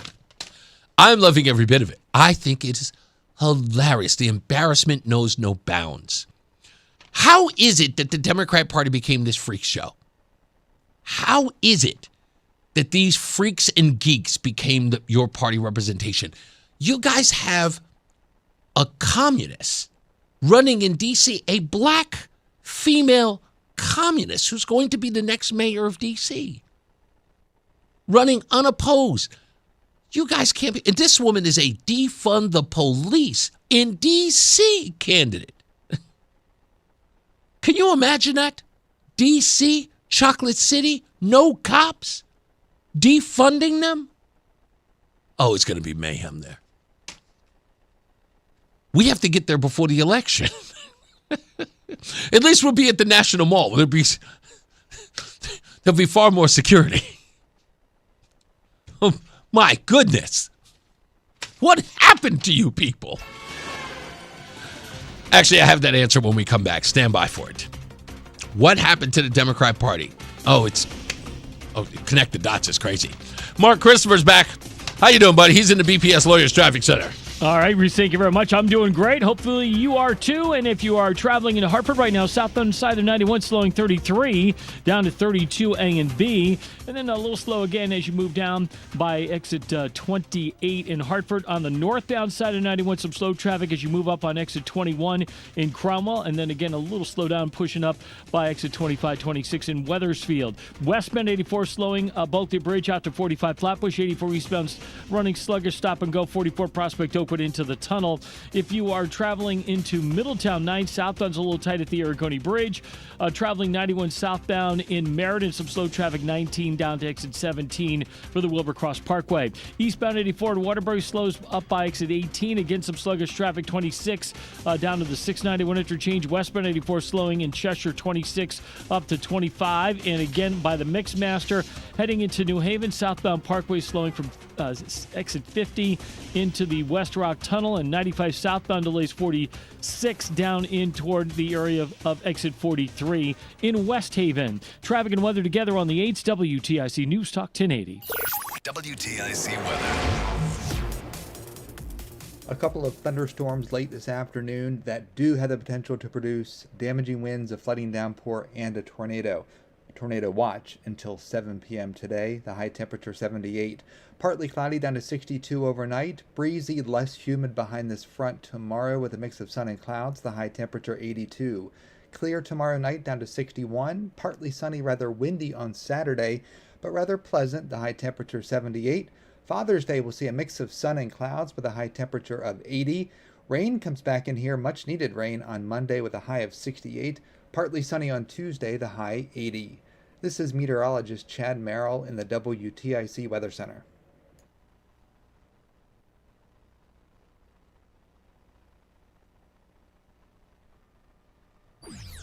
And now, a WTIC news update. It's 4:30, 78 degrees under hazy sun in Hartford. I'm John Silva, WTIC 1080 News. The former signing of the Memorandum of Understanding between the U.S. and Iran expected to take place in Switzerland. President Trump signed off on it Wednesday while still in France, wrapping up the G7. It's receiving mixed reaction from those on both sides of the aisle. Not surprisingly, it's getting a thumbs down from Senate Minority Leader Chuck Schumer, who bought Trump's book, The Art of the Deal, or to ask him for a refund, because what Trump has done in Iran is the art of the disaster. Governor Lamont proposing a $1,000 per employee tax on companies with 100 or more workers who don't provide health care. Lamont was at a Walmart in Rocky Hill today pitching the proposal dubbed Fair Share Health Care. Police in Hartford investigating a Wednesday night homicide. New Britain resident Diana Tarada was found shot in the driver's seat of a parked car on Magnolia Street. She was pronounced dead on scene. A second woman sustained a gunshot wound as well, taken to an area hospital, reported in stable condition. A man from Queens, New York, who was being held at the Bridgeport Correctional Center, was found dead in his cell. The Department of Corrections says 41-year-old Khalid Youssef's cellmate found him on the floor of his cell around 7:30 last night, unresponsive, with a ligature around his neck.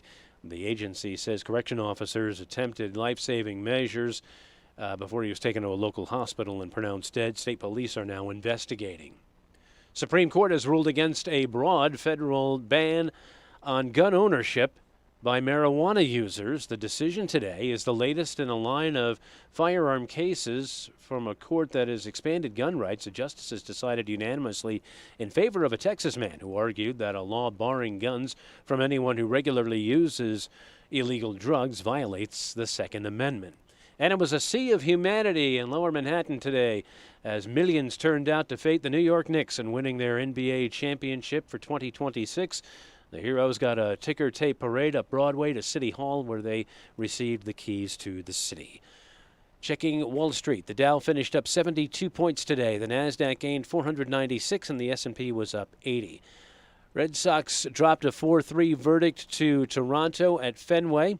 For these stories and more, go to WTIC.com.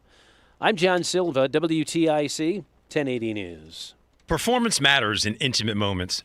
Don't let ED ruin them. This is Dale for Northeast Men's Health, and I want to assure you that if you're like the vast majority of guys, you don't have to suffer with ED anymore. In fact, you might be pleasantly surprised at how the right treatments could positively impact your love life. At Northeast Men's Health, our advanced medical therapies go far beyond pills. We have treatments that are effective in well over 90% of cases, and we offer specific and combination therapies that can dramatically enhance both your performance and your stamina. You could even last up to an hour or more and bring a far greater level of intimacy to both you and to the one you love. perhaps performing like you haven't in years. So call us today and find out why our advanced treatment strategies offer so much more. Your first visit is just $99 and gets you blood work, a medical consult, and if medically advised, a test dose. And if that test dose doesn't work in the office, your visit is free. Call 800-930-5956 or go to northeastmenshealth.com. That's northeastmenshealth.com. Northeast Men's Health, advanced medical science to empower male performance. See website for details. BillsHappen.com is not a lender. It does not make credit decisions. Must be 18 years old. Not available in all states. Honey, everything is so expensive, and our bills are piling up. You're telling me credit cards are maxed out, rent is due, and the car payment's right around the corner? We need some extra cash. We should do what my friend from work did. She went to BillsHappen.com and got the money she needed the next day. Our credit is not great. Are you sure that would work for us? BillsHappen.com is one of the largest personal loan networks. They can help people with all credit types get up to $5,000. Sounds like it's going to be a hassle. My friend said it was super easy. She did it right from her phone during her lunch break. If you have a regular source of income, you can be approved for a loan for up to $5,000, and your cash can hit your bank account the next day. BillsHappen.com's lenders have millions of dollars to lend, regardless of your credit history. Guess what? I went to BillsHappen.com, and we're getting our money tomorrow. Wow, that's fast. Problem solved. If you need extra cash, go to BillsHappen.com. That's BillsHappen.com. BillsHappen.com. Stay locked in. Reese on the Radio is on WTIC News Talk 1080. I think we're going to have Betsy McCoy on next week. I understand she's going to be she's vying for the Connecticut GOP leader position. We're talking to her. She's actually helping us out a little bit to see if we can get somebody from the White House to help us with our campaign to get down to D.C. for July 3rd and 4th. We got a lot of people who are jumping in. I even called, or I can't say called, emailed Carl Higbee's press agent to get Carl Higbee at Newsmax to see if he had any contacts. I haven't heard from them either, but, well, I can't say I haven't heard from Carl, but I've heard from his press agent who responded to me and said, yes, she will get that message to him to see who he knows so we can, and they are really, really happy that we're doing this. So everybody we're telling about this is really excited for it, and it's like everyone's got their hands moving. This is one of those things where you can't have enough hands on this project to get someone at the White House or someone at the America 250 campaign to get them this information, and we just want to come down and, plug in and broadcast live. So it shouldn't be this difficult, but at least we have all hands on deck. If somebody knows how to contact someone in D.C., we're sending emails and contacting people all day as well. It doesn't hurt if you want to help out. Call D.C. and tell them that you want to get Reese on the Radio and WTIC down there to go represent the state. And we'll get you a telephone number. In fact, Adam, if Adam knows a telephone number that you can call, we'll give that number to you. And we want it done pleasant. No, we're not rabble-rousing. We're not fighting for it. We're asking for it. So what we're trying to do is get people to say, hey, can you please help us? We'd love to have Reese on the Radio represent us down at America 250, on July 3rd and July 4th. And I think here's a guy who I know wants to help. Look at this. On the line with us is none other than gubernatorial candidate for the GOP, Ryan Fazio. What's going on, buddy? I don't have enough time. Oh, I got to go to traffic and weather. Okay, that's why you put him back on hold.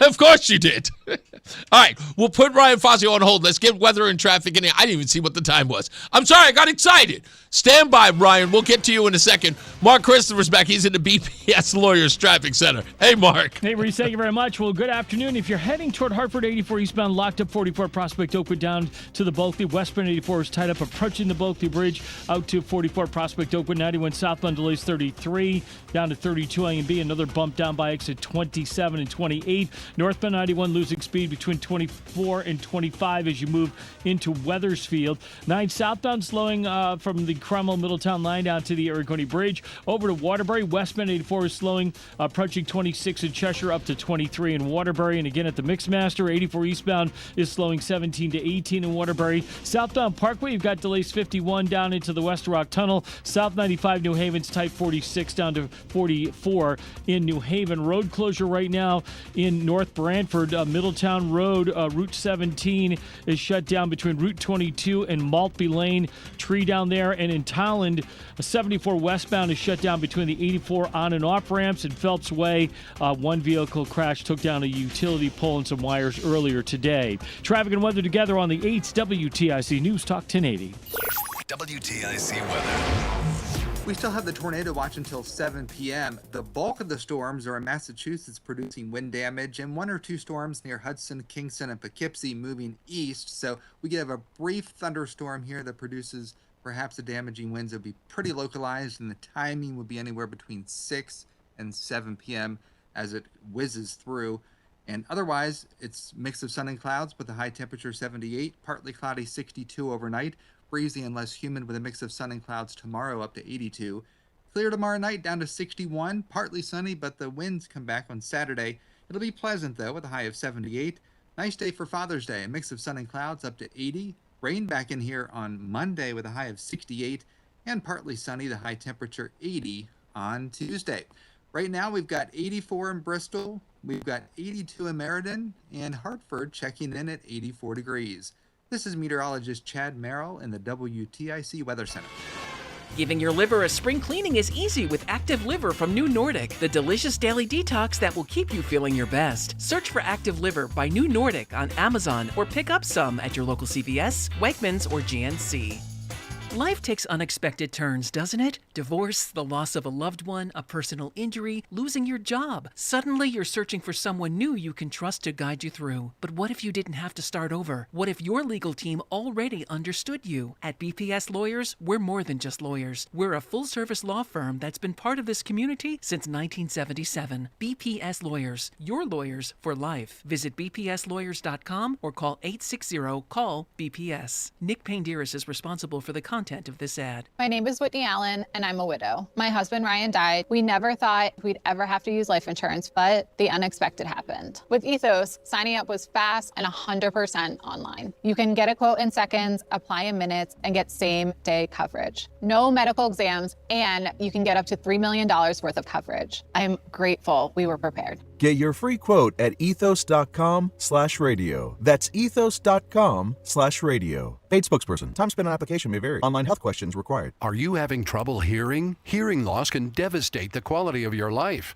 Now, there's an affordable fix for you or your loved one. Rated the best hearing aids of 2026 by Forbes Health, Audion Hearing has the highest quality hearing aids at the lowest prices, starting at just $98 a pair. I actually like them better than my old $5,000 hearing aid. I could not believe how my hearing and life changed. Join over 1 million happy customers by going to audionhearing.com. That's AUDIEN hearing.com. It's Reese on the Radio on News Talk 1080 WTIC. Look at me getting all excited to have this gentleman on the program. There he is. Let's do it again. Mr. Ryan Fazio, GOP candidate for governor. How you doing, sir? I'm doing great, Reese. How are you? I'm fantastic. I love seeing you out and about. I saw you at the Polish Festival in New Britain. Of course, shaking hands, kissing babies, saying hello. It was nice to see you out there. It's wild because my wife will go, "Hey, look who it is." And it's like seeing a friend. That's exactly what it's like. And you know what? This is a closely knit state. Yeah. You have an opportunity to meet a lot of people and listen to a lot of people. And that's, even in this modern age, that's still the best way to do all this. It is. And I like that because, it is kind of personal, as politics tend to be nowadays. But going out there and just, seeing you sitting around talking, you're not just, again, it isn't about politics. You guys are talking about anything. It'd be from sports. I know that, you were rooting for the Knicks. So, of course, that's something, can you always talk about and celebrate. And, of course, the festival, which was beautiful, a lot of tradition and a lot of sort of like food and culture to share there. So it's a great outing for everybody.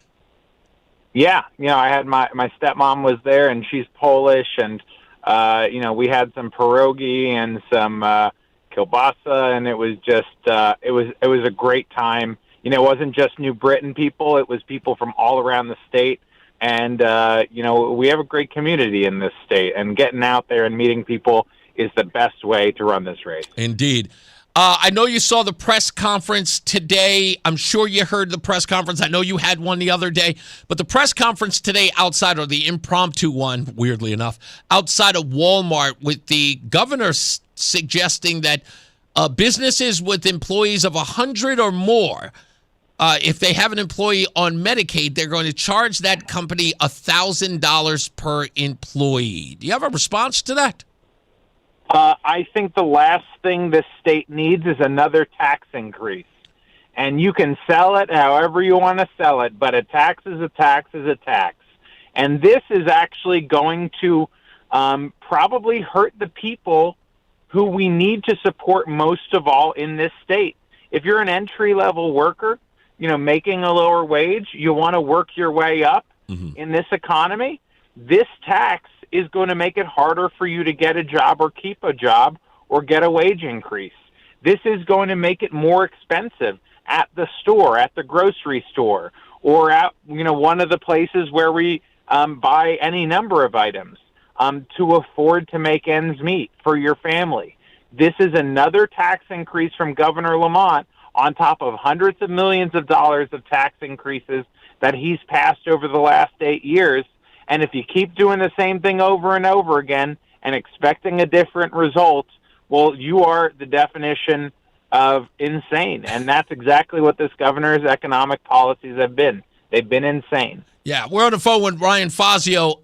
My question to this is, and as you're talking about it, the thing that I'm trying to understand, you said if there is an entry-level worker going in, or even just a regular employee, somebody applying to work at Walmart, I almost feel like the employer has now got to ask the applicant if they're on Medicaid, which may cause them to, in essence, lose an opportunity for the job. Isn't that kind of how that exchange is going to happen when you're going into work? I almost feel like there's sort of an intrusive nature in your employment. It's like, hey, I'd love to work at Walmart. It's like the employer is going to say, are you on Medicaid or not? That's kind of weird to have to go through that process, no? Yeah, it's a major tax. It's $1,000 per employee. A lot of these employees are part-time workers. Yeah. You can imagine someone who's working their way part-time as a student, for one of these jobs. And an $1,000 tax per each one of these workers is going to destroy jobs. It's going to raise prices. The companies are going to put, the automated checkout machines in the place of a worker. It's going to reduce their wages, destroy jobs, and raise the prices we all pay for items at the store. It's the last thing Connecticut needs. I'm really almost shocked about this. Like, what is the governor doing? He's going to be hurting people. We don't need another tax increase. We need tax relief in this state, and that's why I'm running for governor. I almost feel like, what do you say to the idea, and I brought this up earlier in the show, that this only incentivizes what we've already seen with major corporations like Lego and like Duracell and others to flee the state, is that this state is such a nanny state and a welfare state, and it is going to be built on the backs of businesses that they just leave. Yeah, we've seen thousands of layoffs announced just this year already, including Lego, including Stanley Black & Decker, including so many others that are mostly, hiring middle-class and working-class residents who need work, who want work in this state. And it's a consequence of the high-cost policies. I was just with a small manufacturing firm yesterday who said with all the taxes and fees, one on top of the other, it makes it prohibitively difficult for him to do business here and expand here. And it's no wonder so many jobs have left for greener economic pastures.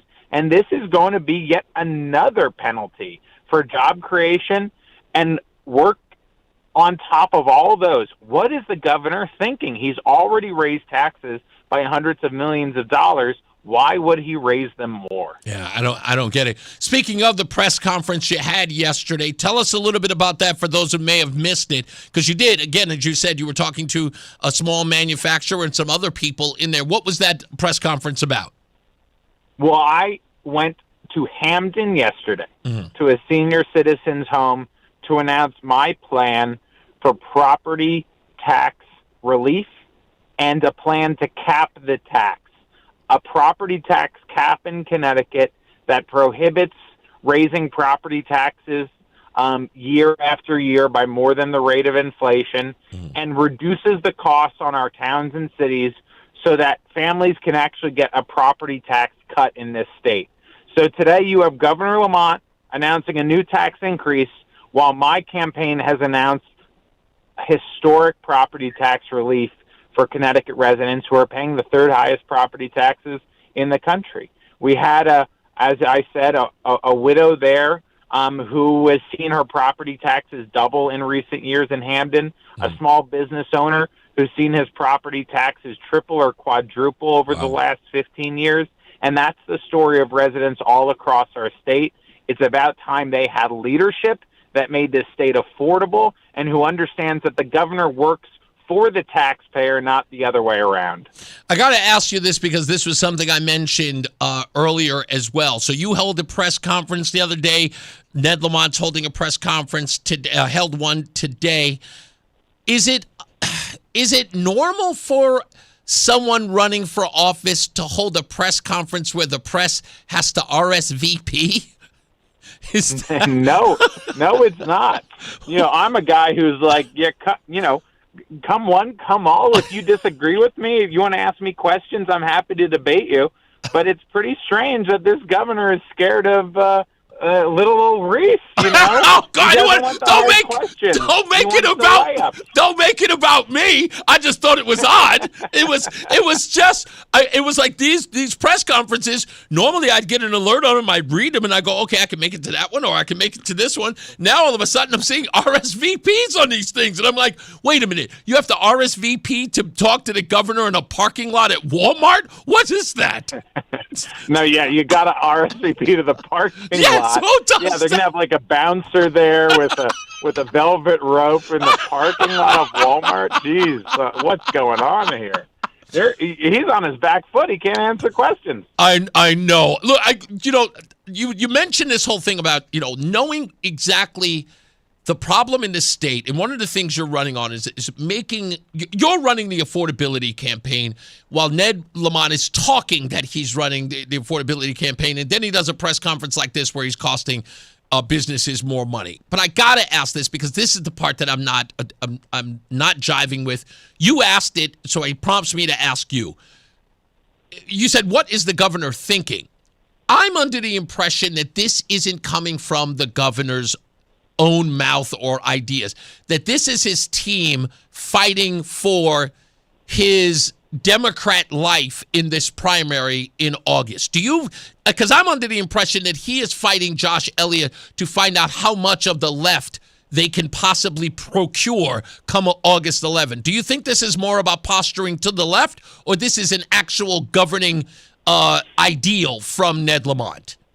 Yeah, I think that there's something to that. I think the governor is pandering to the left. Mm-hmm. He's moved left over the past few years, between destroying all the budget guardrails, incurring new debt, new spending, new regulation, taking away our personal freedoms, whether they're for parents or for law-abiding citizens or in any other way. This governor is pandering more and more to the left. And I think, as I go around Connecticut, people aren't looking for far left or far right or anything. They're just looking for common sense and practicality and someone who's going to confront problems head on. You can tell when this is not from the governor's own mind. It obviously is not. It is a effort from his staff and his campaign to pander to the far left because that's the direction this governor has determined he wants to go.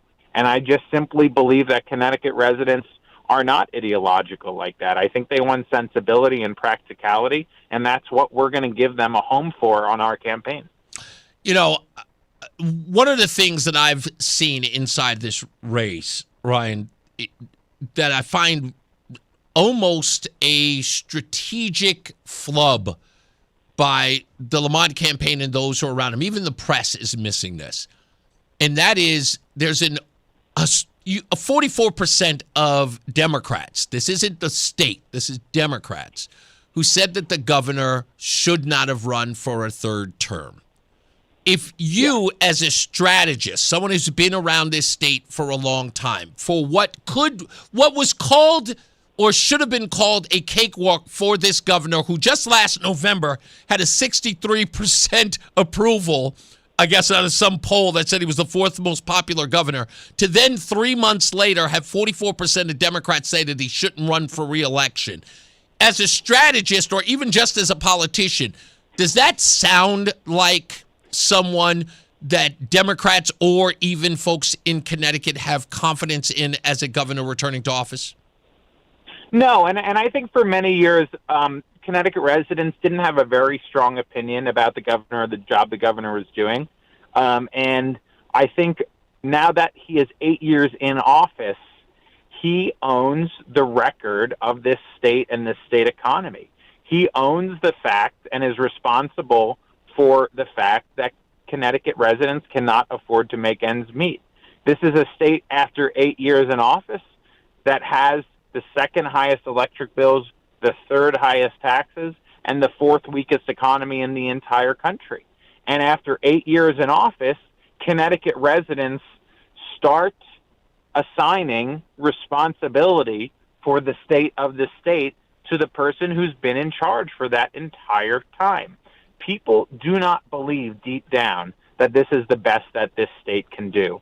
I do not believe that this is the best that this state can do. I know this state can do better, and people, I think, are waking up to that after 8 years of one person having control of the state government and failing to reverse course. As he said himself, we're going to turn the moving vans around.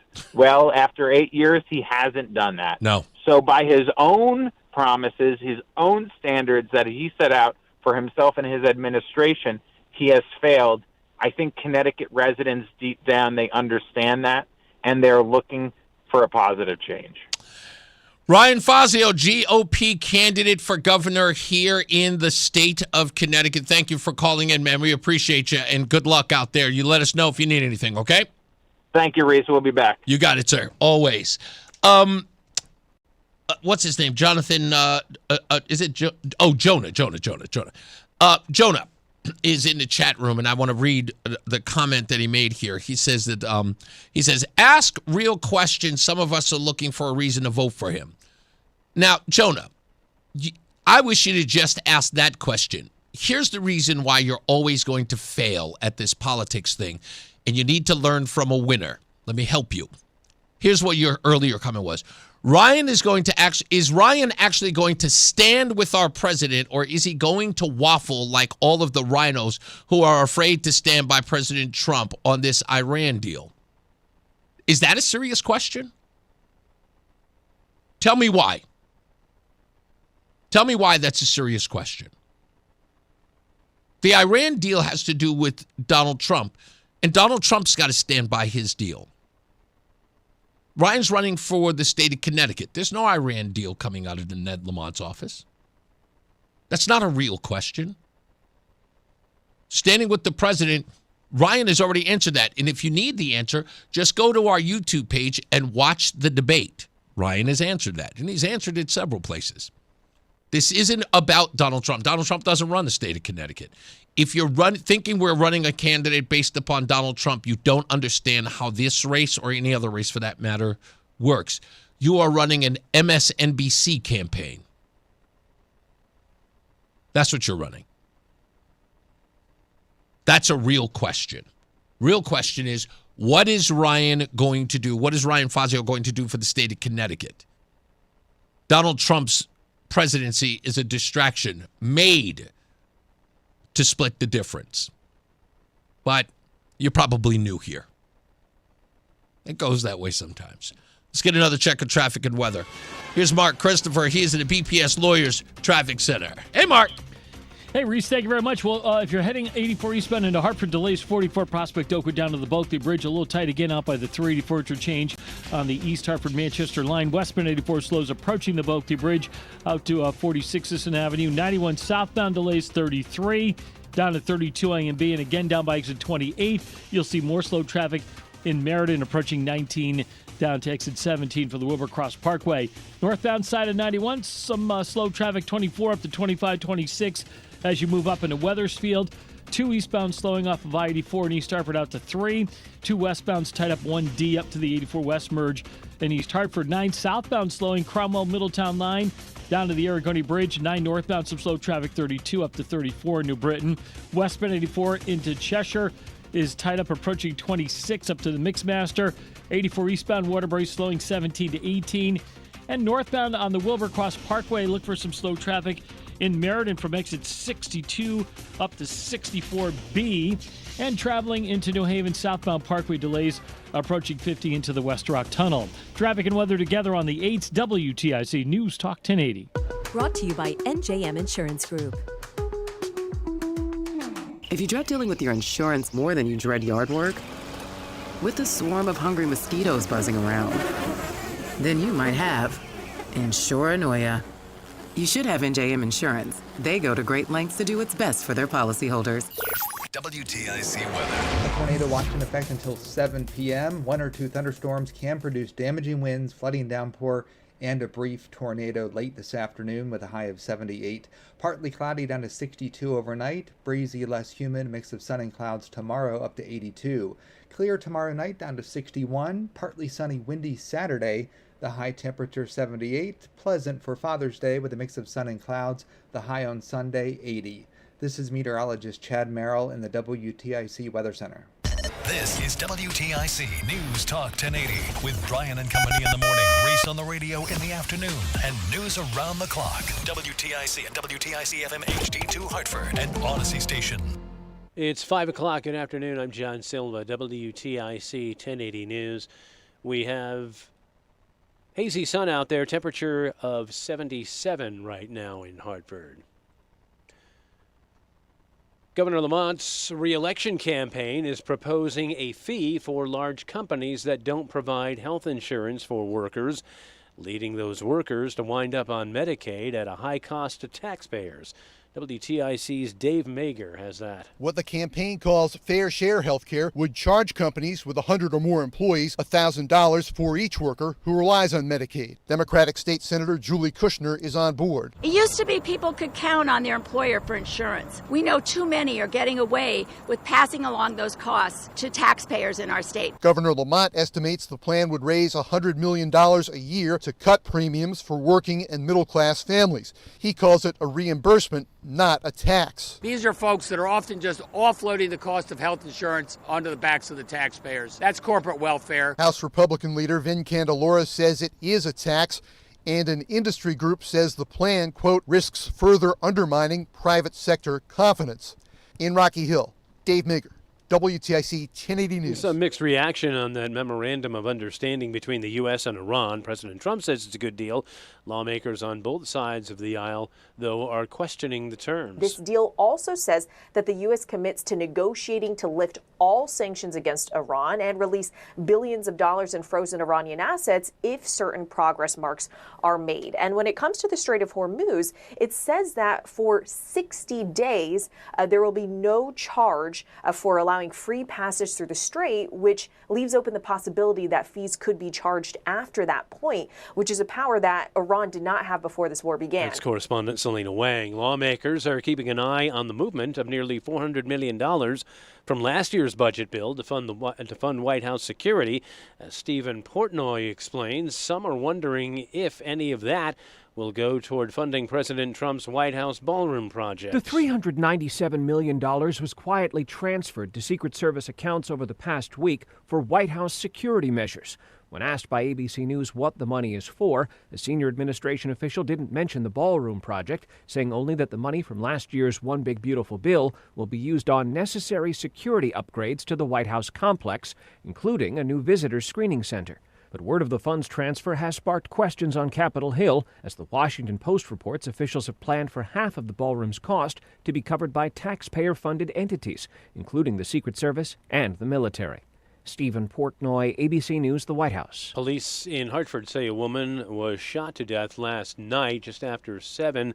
Officers arrived to check out a ShotSpotter notification when they found 46-year-old Diana Tirado of New Britain in the driver's seat of a vehicle parked on Magnolia Street. She was pronounced dead at the scene. Another woman in her 30s was lying on a sidewalk with a gunshot wound, now in stable condition at an area hospital. Channel 3 is reporting the gunman was found dead in a home in a hotel, that is, in Holyoke, Massachusetts. Question is being debated again. Should Connecticut have a limited bear hunt? In the last week, the State Department of Energy and Environmental Protection euthanized a black bear that had been breaking into several Winchester homes. Jenny Dixon is the department's Wildlife Division Director. DEP has certainly supported a hunt in the past. You know, it's another management tool. It's about the only tool we haven't used or tried at this point.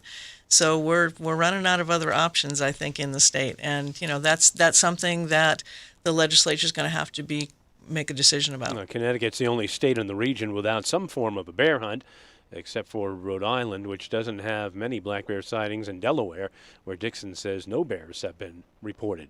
Former presidents and other dignitaries were on hand in Chicago today for the dedication of the Barack Obama Presidential Center. Officials call it more than a library, but a community gathering center. Obama said highlights in the center don't include him, but rather Americans making their communities better. If you come for a day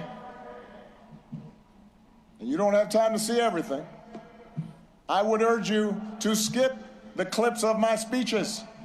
You have heard them all before.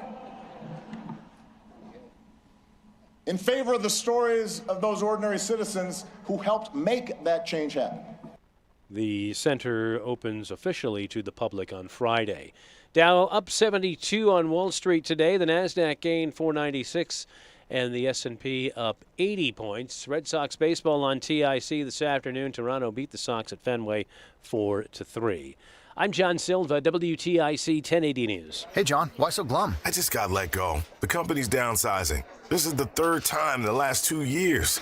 I'm done with this. Have you thought about My Computer Career? I've heard they can train you for a career in IT in just a few months, including cybersecurity and the basics of AI. And you don't need prior training or experience. Now that's a recession-resistant career. Wow, thanks. I'll check them out. Go to mycomputercareer.edu and take the free career evaluation. mycomputercareer.edu, an Elite CompTIA certification partner. Financial aid is available to those who qualify, including VA benefits. Wesley Financial Group is not a law firm, and Chuck McDowell, definitely not an attorney. This is Chuck. If someone talked you into buying something really silly and you want to get out of that silly little thing, my advice, get the facts. Call me and I'll send you our timeshare exit kit absolutely free. Inside, you'll learn how timeshare works and all your options for cancellation. Call Wesley now for your free exit information kit. 800-909-9696. 800-909-9696. It's Reese on the Radio on News Talk 1080 WTIC. All right.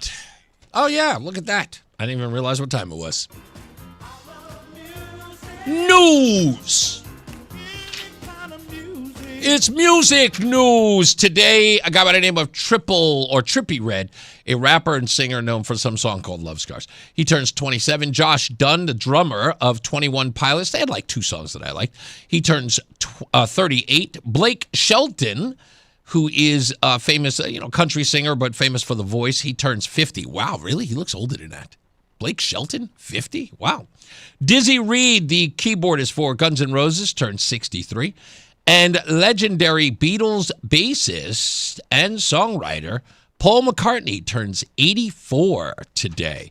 On this day in 1948, Columbia Records introduced the 33rd and a third RPM long-playing vinyl record, transforming the industry by allowing up to 23 minutes of music per side and paving the way to full albums. In June of 1967. On this date, the Monterey International Pop Festival wrapped up in California. And, of course, it featured breakthrough U.S. performances by Jimi Hendrix, who famously set his guitar on fire, along with Janis Joplin, The Who, and Otis Redding. And in 1977, Fleetwood Mac's Dreams reached number 1 on the Billboard Hot 100, their only chart-topping single in the U.S. and standout from the iconic Rumors album.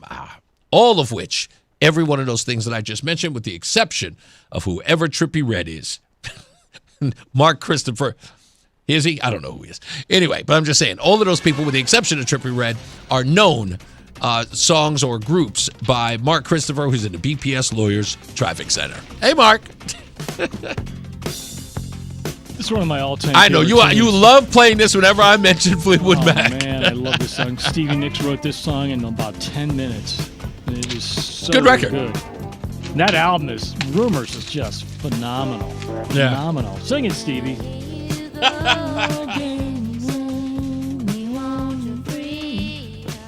Players only love you when they're playing. That's how right. it works. That's how it works. Hey, if you're heading into Hartford right now, we're not playing. We're giving you the real deal. Westbound 84 is tied up approaching the Bulkley Bridge, East Hartford out to 46th Avenue. 84 eastbound's locked up, 44 Prospect Oakwood into the tunnel. A little slow again out by the 384 interchange on the East Hartford Manchester line.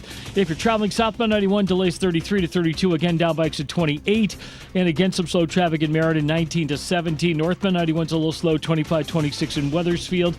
2 westbound is just losing some speed now as you move up on the 84 West merge. 9 southbound delays, Cromwell, Middletown line down to the Aragoni Bridge in Middletown. 9 northbound slowing, getting by 32 in Berlin. If you're westbound 84, you got sluggish traffic, 26 in Cheshire up to the Mixmaster in Waterbury. 84 eastbound in Waterbury slowing 17 to 18. 84 eastbound a little tight again by the 691 interchange. Heading southbound on the Parkway, delays 51 in Hamden into the West Rock Tunnel. 95 southbound delays in New Haven from exit 46 down to 43 in West Haven.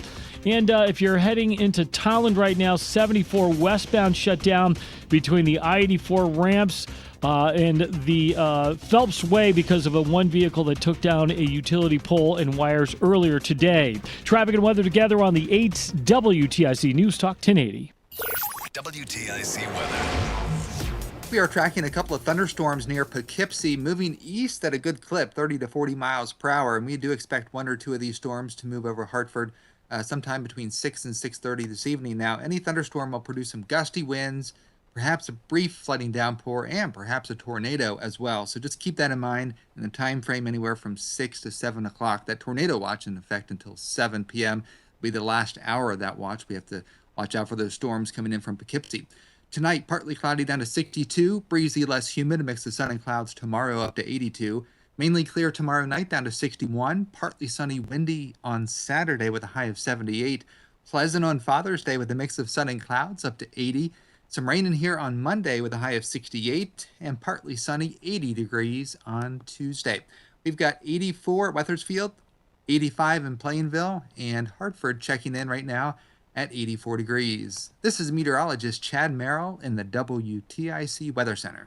Join us this Sunday for Tumalo Financial, your go-to for retirement planning and taxes. Tune into the father-son duo from 7 a.m. to 8 a.m. or catch replay from 5 to 6 p.m. Tumalo Financial, retirement planning with integrity on WTIC News Talk 1080. Dreaming of a perfect smile? At Columbia Dental, our orthodontic experts specialize in braces and clear aligners like Invisalign. Get the smile you've always dreamed of. Open 7 days a week. Call 860-645-0111 or visit columbiadental.com. Hi, this is Sandy Terenzi and Mike Price from the Livian team at Keller Williams Legacy Partners. If you're thinking about selling, listen up. Spring is the most powerful season of the year for sellers, and Connecticut is on fire. While much of the country is cooling off, our local market is projected to hit record high sale prices across the state. The biggest mistake sellers make is waiting too long. The smartest ones prepare early. With the right strategy, marketing, and timing, you can maximize what your home sells for. Don't guess, get ahead of the rush. Contact us today at 860-855-SOLD. I'm all Ultima Morgan of Morgan & Morgan. Every time one of my children started driving, it was terrifying. I am quite aware of the dangers being on the road. Thousands of accidents happen across the country. We see it every day. These families' lives will be changed in an instant. We fight for these families as if they were our own. We've become America's largest injury law firm by winning cases just like these. If you've been injured in a car accident, call us. Injured? Dial pound law. Nicholas Russo, 157 Church Street, New Haven, 06510. You've probably heard all those ads for life insurance. Just a few dollars a day, apply online in minutes, no medical exam.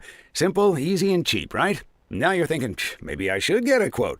Well, smart thinking. Everyone should have life insurance. But here's what they don't tell you. Those few dollars a day rates, they're for young people in perfect health. That's why everyone calls Big Lou the 50 to 60-year-old not-so-perfect candidate. Like you. You take prescription meds and you're overweight. Winner, fried chicken dinner. Well, Big Lou works with life insurance companies that want people like you with no surprises after you apply. In fact, if you're a 50-year-old guy with a few health glitches, Lou could probably find you $1 million of term life coverage for about $200 a month. So yeah, you need life insurance. But unless you're young and healthy, you gotta call Big Lou because he's like you, older, heavier, and on meds too. Get a quote right now at 800-700-6898, 800-700-6898, or biglou.com. From politics to news to music to movies and anything above the sun and outer space and beyond, it's Reese on the Radio. Damn, he's good. Only on News Talk 1080 WTIC. Hey, we're back, Reese on the Radio. A couple of messages asking about, what is and what isn't appropriate. First of all, an impromptu phone call by the candidate about the press conference that happened today and his press conference yesterday. And then people who don't host this show, don't prepare for this show, clearly do not write for this show, do no research for this show. Telling me what to do on this show is a dumb move and a pointless move. And by the way, don't email me about what I should do on my show. My name's on the marquees. Right over there. It's like Reese on the Radio. See it right there? Yeah. That's how that works. You've contributed nothing to this show. Nothing. So please, don't tell me what's appropriate. I get that, everybody's a rhino in your view. You're a bitter, angry Connecticut native who's been here all your life, and you can't stand the way the Republican Party has been represented here in the state, and everybody's a rhino. Everybody's weak. Everybody is tired. Everybody's a this and that. And there's only the real people in here are as pure as the driven snow as you are. You sent everybody to the purity test, and you stand there puffing out your chest. You're a rhino. You're a rhino. You're no real Republican. You're this. And you've exalted yourself on everybody, even me. Now, I don't have to do this all the time. Like, I've got to come around and I got to slap a couple of people up. Figuratively. But don't come at me like that. If you ever saw me in the street, you show me my damn respect. Do you understand me? It's like that. Don't get comfortable. I've never been that guy, ever. So if I have to, and I say that to everybody, I don't care what side of the aisle you are, show me my respect. I don't talk to you in that way. I treat every one of these listeners with respect. But if you come for me, if you disrespect me, you come on my own platform and you say something disrespectful to me, I don't play games. I don't. Check yourself directly. Okay? So we understand each other. I do not play like that. We're not cutesy here. I'm not. So if you ever address me, you send me an email, you want to talk to me, show some respect and be kind. I am very, very kind to my listeners, and I show them respect. Never, ever cross that line with me. I don't care who you are, what you believe. And just so you know, I'm out in the streets. I don't got any bodyguards. I don't run around here with some sort of detail. It's just me. Just me. And you know I create enemies. You know it. And I don't care about them. I got the civil rightsers out there scared to death of me. And I know a lot of them want to come for my head. Bring it on. I await the hate. But don't think that all of a sudden you think you're pure as a driven snow and you think you got this whole thing. I'm a Republican. I'm a real Republican. And I know what is. Nobody cares, with all due respect. If you ain't about winning, you're just about you. And that's the problem with a lot of the people in this state. They're about themselves. Standing up and saying, look, I'm telling the truth. I'm the real deal. This is not an ego campaign. This is not about you and what you think the design of all of this should be. You've contributed nothing but lip service for a lot of years. Most of you. You don't think I know who you are?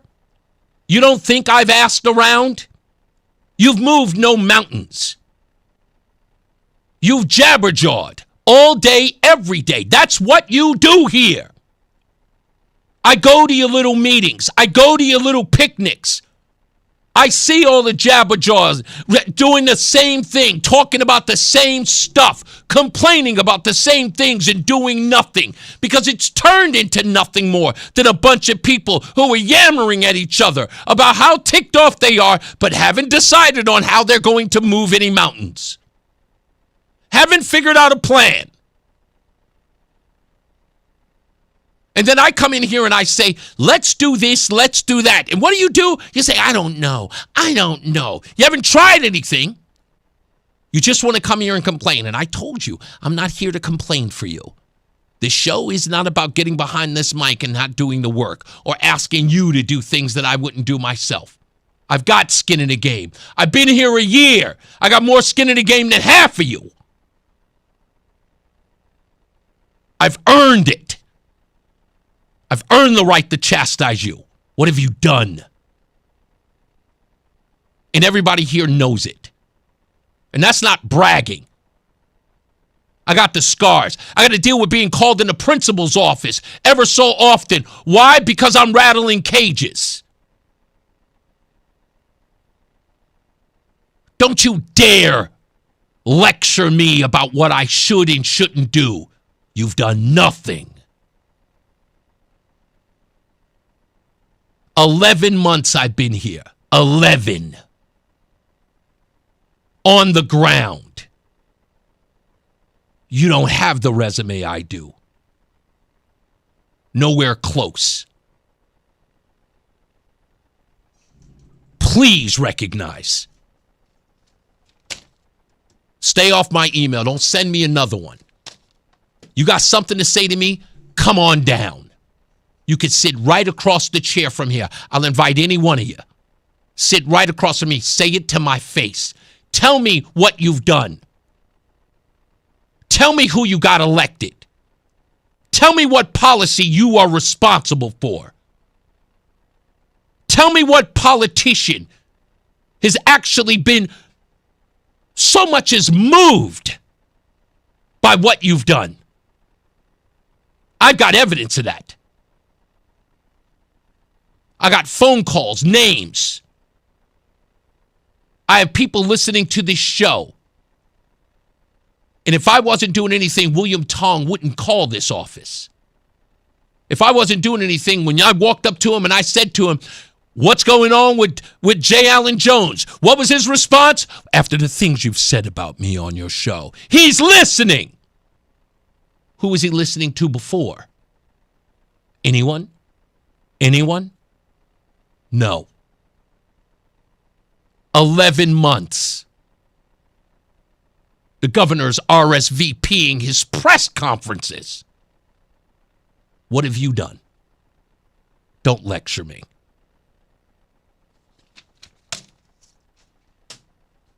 I'm sorry. It's annoying enough to hear all of this nonsense coming from these so-called purists. Seriously, go back to what you do naturally, okay? Complaining. But don't complain to me. I don't have time for those people. I don't. I have no time for them. Let's go to Ray in the car. What's going on, big guy?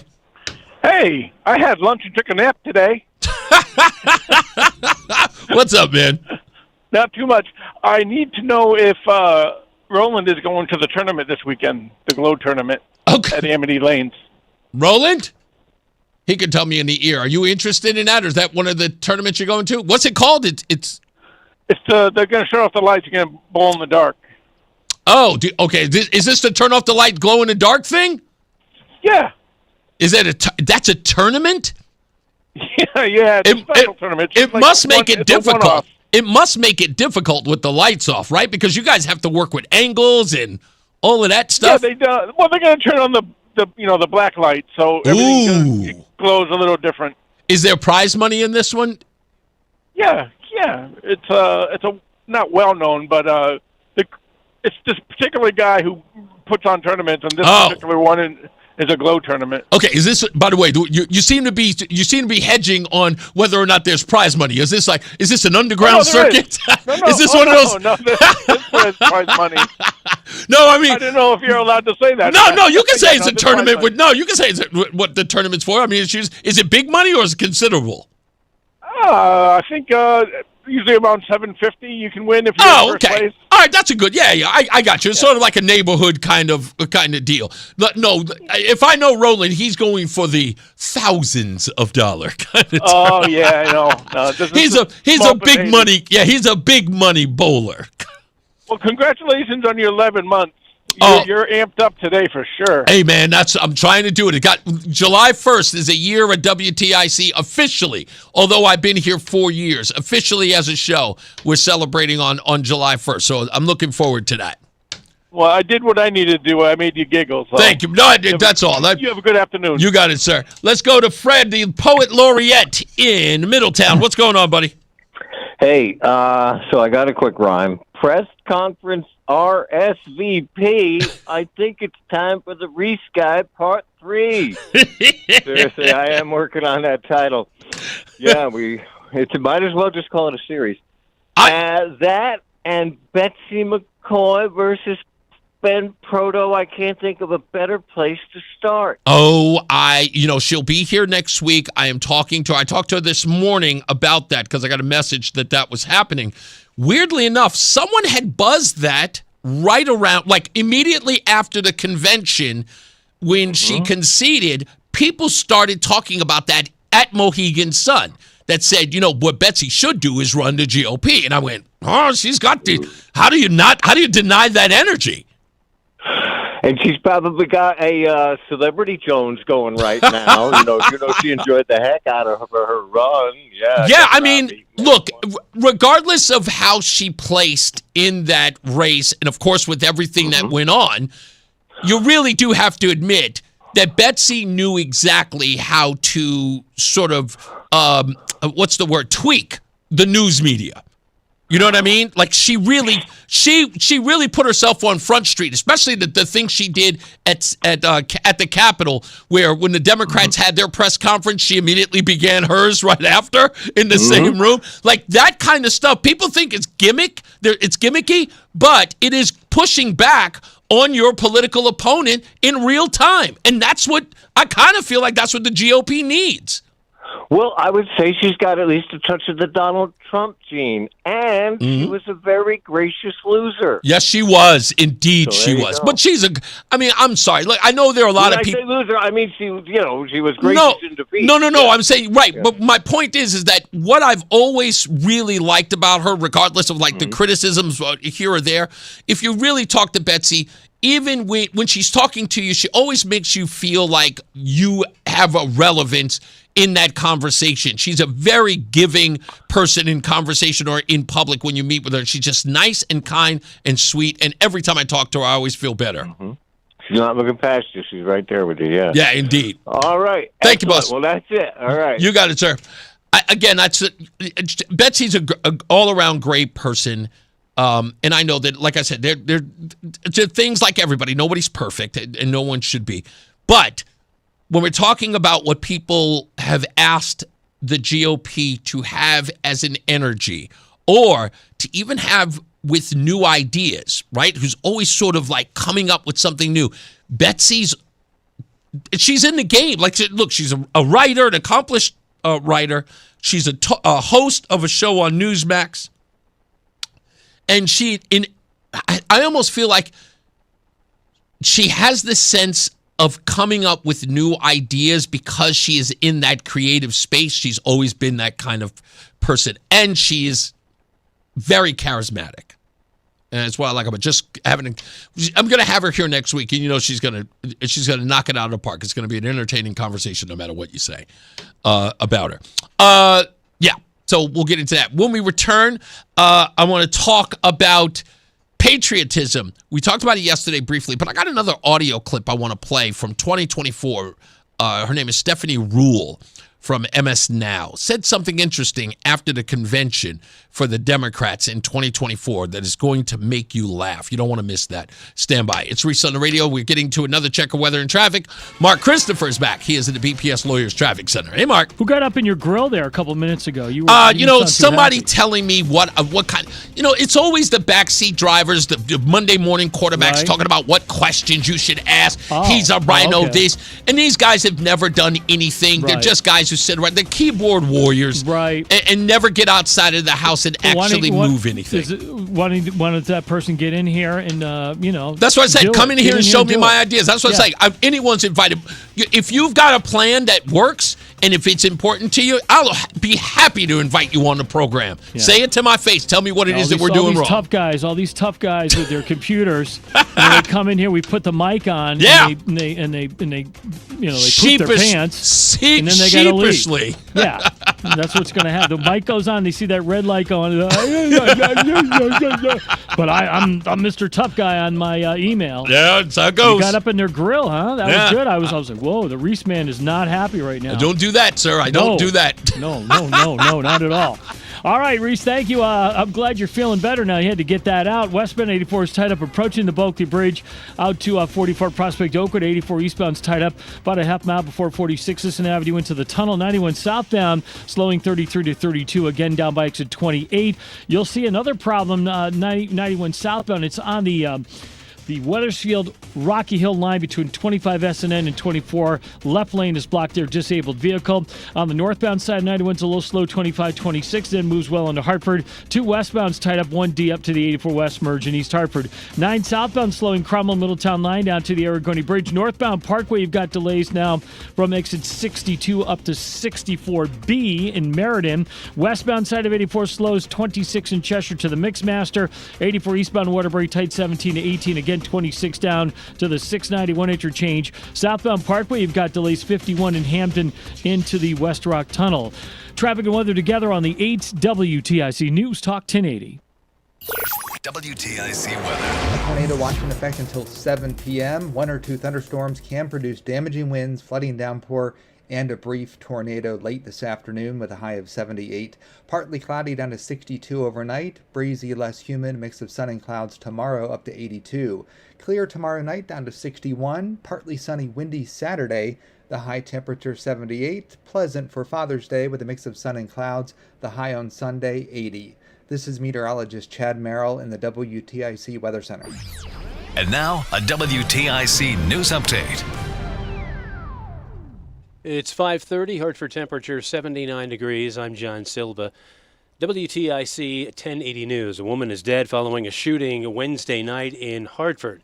Officers checking out a ShotSpotter notification on Magnolia Street found a woman identified as Diana Torrado dead in the front seat of a vehicle parked on Magnolia. She was from New Britain.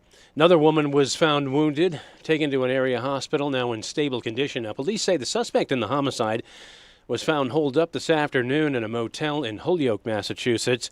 Appeared to have taken his own life with a self-inflicted gunshot. Well, now comes the real work. President Trump has signed that MOU with Iran that is expected to lead to the end of the nearly 4-month war. Vice President Vance commented at the White House during a press briefing today. Peace. And what that means is we expect Hezbollah is not going to be firing rockets and firing drones at the Israelis. And we also expect that the Israelis are not going to be going wild in Lebanon, right? Both sides have to honor their end of the deal. Now, in this latest agreement, the U.S. lifts restrictions on Iran's oil industry and allows other nations to invest in Iranian entities. There are also reports that Iran could benefit from a $300 billion fund that the U.S. will unfreeze. State Department of Corrections says an inmate at the Bridgeport lockup is dead. Officials say 41-year-old Syed Khalid Youssef's cellmate found him on the floor in his cell around 7:30 last evening, unresponsive with a ligature around his neck. State police are investigating. Defense Secretary Pete Hegseth is announcing a 6-month Pentagon review of American forces in Europe. The review's outcome will depend on how quickly European allies take responsibility for their own security. Hegseth criticized NATO allies for not providing access to bases for U.S. forces to launch attacks on Iran. He also accused Europe of prioritizing gender equity and climate change over defense. On Wall Street, the markets closed out the week in positive territory. Dow up 72, NASDAQ up 496, and the S&P up 80. The markets are closed tomorrow for the Juneteenth holiday. In baseball, the Red Sox fell to the Blue Jays at Fenway this afternoon 4-3. For these stories and more, go to WTIC.com.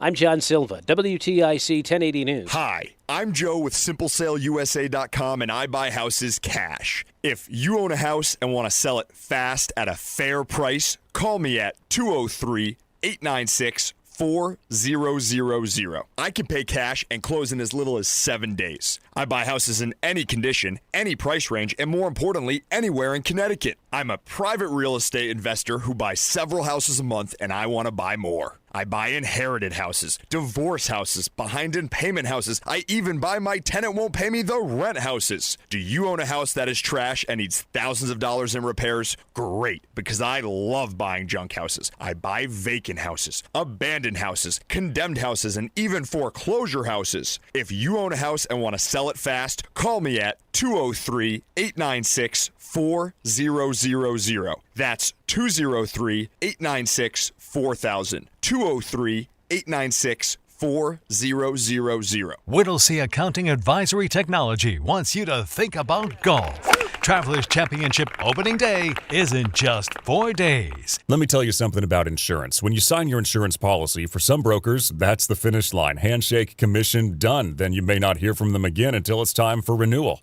But your business runs all year, so do the gaps and the risk. So go to Supersure.com. If your company has more than 25 employees, whether you're the owner, CFO, or HR manager, it can be too complex to just go buy a policy online.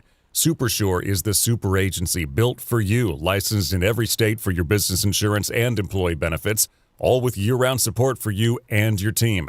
At Supersure.com, you can access tools like Fine Print Facts. It'll translate your current policy into plain English so you see what's covered and what's not. Plus a business value calculator so you can estimate what your business is worth so you know what actually needs protecting. Go to Supersure.com. One super agency, one powerful platform, all your policies in one place. Supersure.com. That's Supersure.com. Paid for by Supersure Insurance Agency, LLC, a licensed insurance agency. The Odyssey app lets you jump back to the moments you missed from WTIC News Talk 1080. Download the free Odyssey app, search WTIC News Talk 1080, and tap earlier today to get started. I thought we were going to have a guest, but I don't know. They flaked on us. All right, whatever.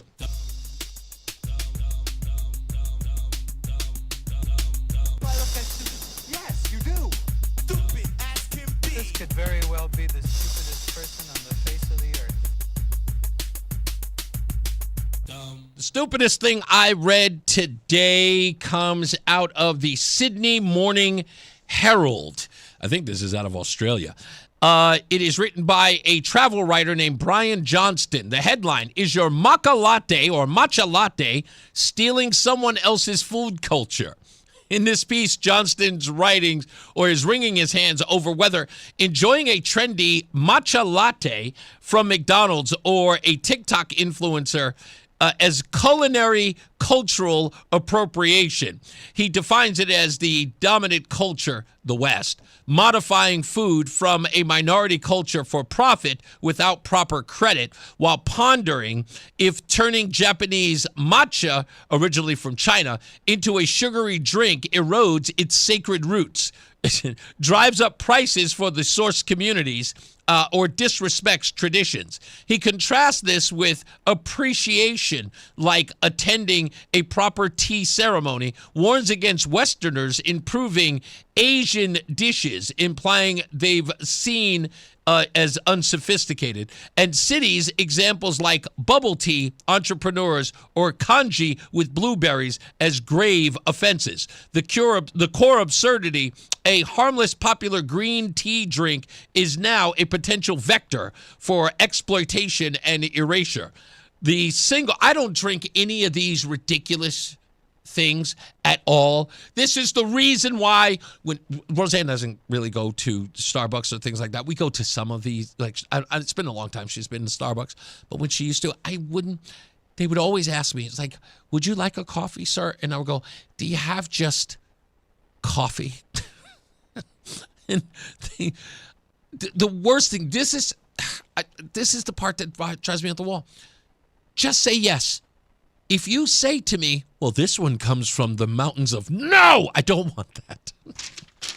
Mark Christopher is in a BPS Lawyers Traffic Center. Mark, I have a strange feeling. I've asked you this before. You don't drink coffee. No, I don't. I'm not a coffee drinker. I knew it. It's something about that. It just says, it you've never tried it or you tried it, didn't like it? I tried it, didn't like it. Love the smell of it. It smells great in the kitchen in the morning, but I'm not into it. It's a good thing that you don't, because it's one of those things that becomes such a pick-me-up, you have to have it all the time. It is addictive. Yeah. It is. It's funny. I have a meeting at Starbucks tonight, and I'm gonna get one of. They have. I don't know what they have there. It's like a vanilla milkshake. It's loaded with sugar. I don't know what they call. I don't know the. That's you know what, those little sugary sort of drinks. Those are great anywhere. If I go somewhere, I will buy a $9 to $10 milkshake. Some people think that that's astronomically high, but it's different. The milkshakes that they make now are nothing like they were when I was a kid. I'll tell you what. Go to Chick-fil-A. Okay. And they got this new, they have I love their soft serve at Chick-fil-A. Okay. And then they pour Coke in there. Man, that is fantastic. Coca-Cola, you mean? Yeah, fantastic. Coca-Cola. You have to be clear. You have to understand this is radio. People are like, did he say Coke? Papa don't go down that road anymore. That would not be good. But yeah, it's really fantastic. So yeah, I'll get something there tonight that's non-coffee. Yeah. So. Yeah, you don't need to be up all night anyway. No, I don't. Actually, I need some rest at this point. I'm pretty tired. But if you're heading into Hartford right now, 84 eastbound's looking okay. You got delays about a half mile before 46 Sisson Avenue into the tunnel. Westbound 84 is tied up just after 56 Governor Street out to 45 Flatbush Avenue. Southbound 81 slows 33 down to 32. Again, some slow traffic as you move between 28 and 26 in Wethersfield. If you are traveling on 3 northbound, you got some slow traffic. Putnam Bridge up to the Route 2 ramps. 2 westbound slowing 1D up to the 84 West merge in East Hartford. 91 southbound, some tight traffic. 19 down to 17 in Meriden. Northbound on the Parkway, it's running a little slow as you move up on exit 62 up to exit 64B in Meriden through the construction. Westbound 84 sluggish in Cheshire from the area of 26 up to the Mixmaster. 84 eastbound Waterbury slowing 17 to 18. And if you're heading down on the Parkway southbound, some slow traffic from 51 into the West Rock Tunnel. Traffic and weather together on the 8th WTIC News Talk 1080. WTIC weather. If you are traveling Interstate 91 well north of Hartford, you will hit a gusty thunderstorm very close to about 6 o'clock.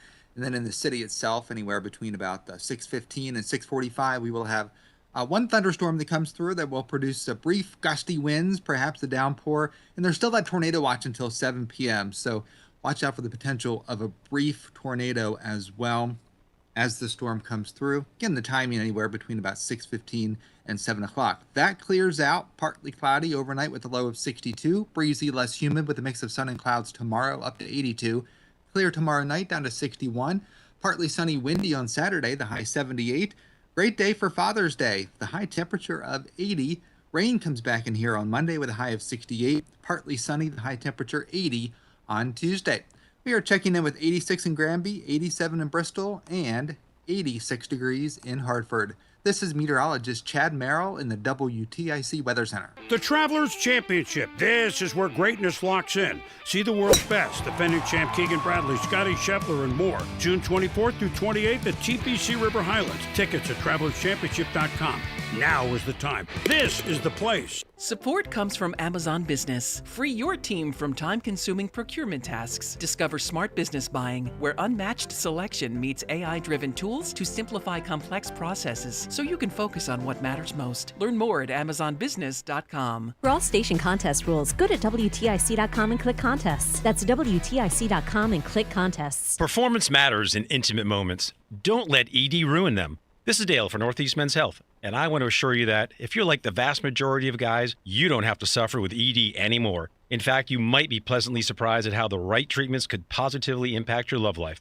At Northeast Men's Health, our advanced medical therapies go far beyond pills. We have treatments that are effective in well over 90% of cases, and we offer specific and combination therapies that can dramatically enhance both your performance and your stamina. You could even last up to an hour or more and bring a far greater level of intimacy to both you and to the one you love, perhaps performing like you haven't in years. So call us today and find out why our advanced treatment strategies offer so much more. Your first visit is just $99 and gets you blood work, a medical consult, and if medically advised, a test dose. And if that test dose doesn't work in the office, your visit is free. Call 800-930-5956 or go to northeastmenshealth.com. That's northeastmenshealth.com.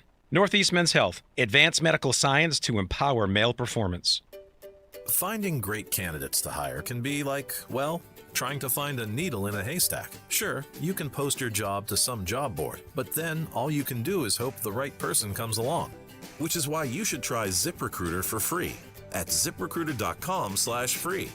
ZipRecruiter doesn't depend on candidates finding you. It finds them for you. Its powerful technology identifies people with the right experience and actively invites them to apply to your job. You get qualified candidates fast. So while other companies might deliver a lot of hay, ZipRecruiter finds you what you're looking for.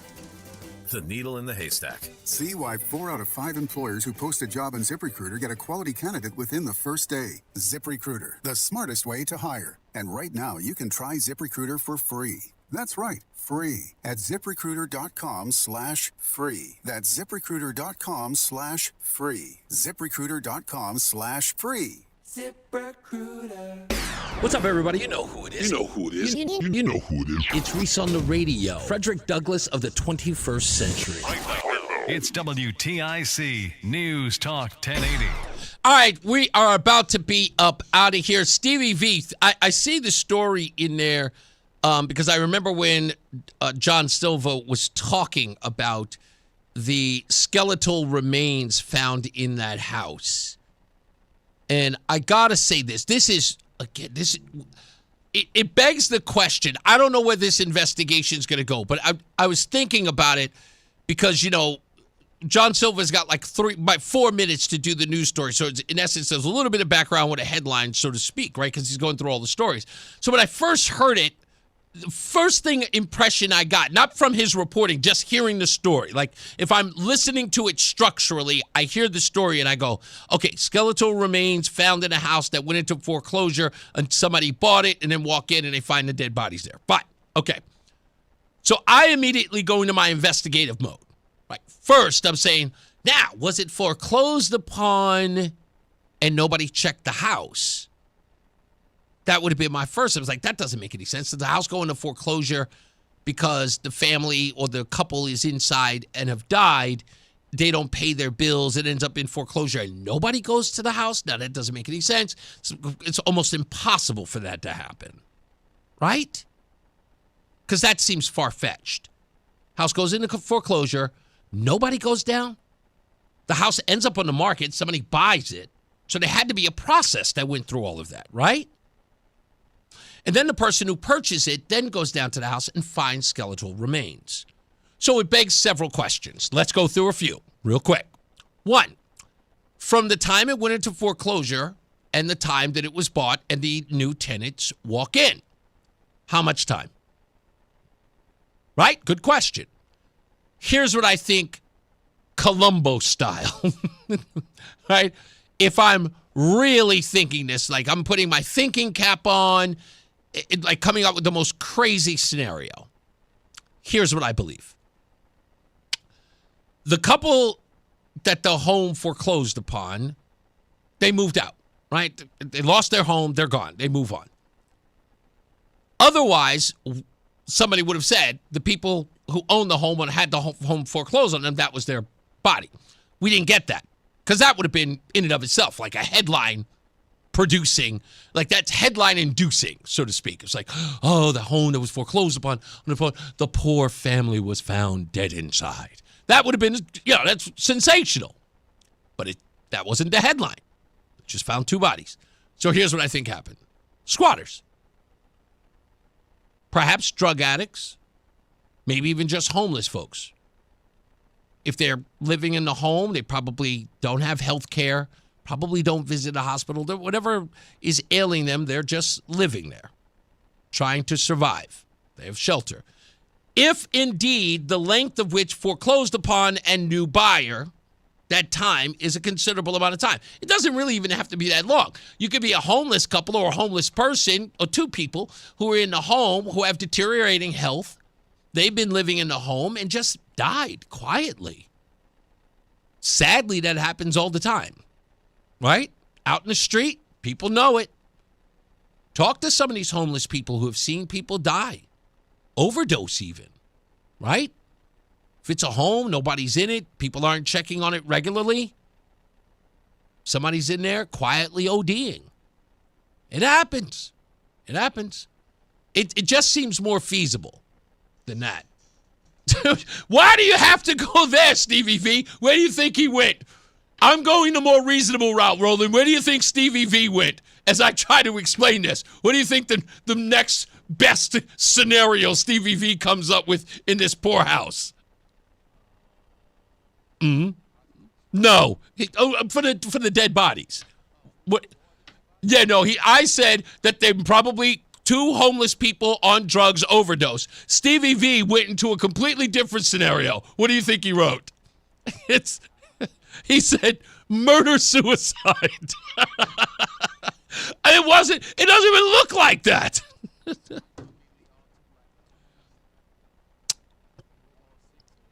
Yeah.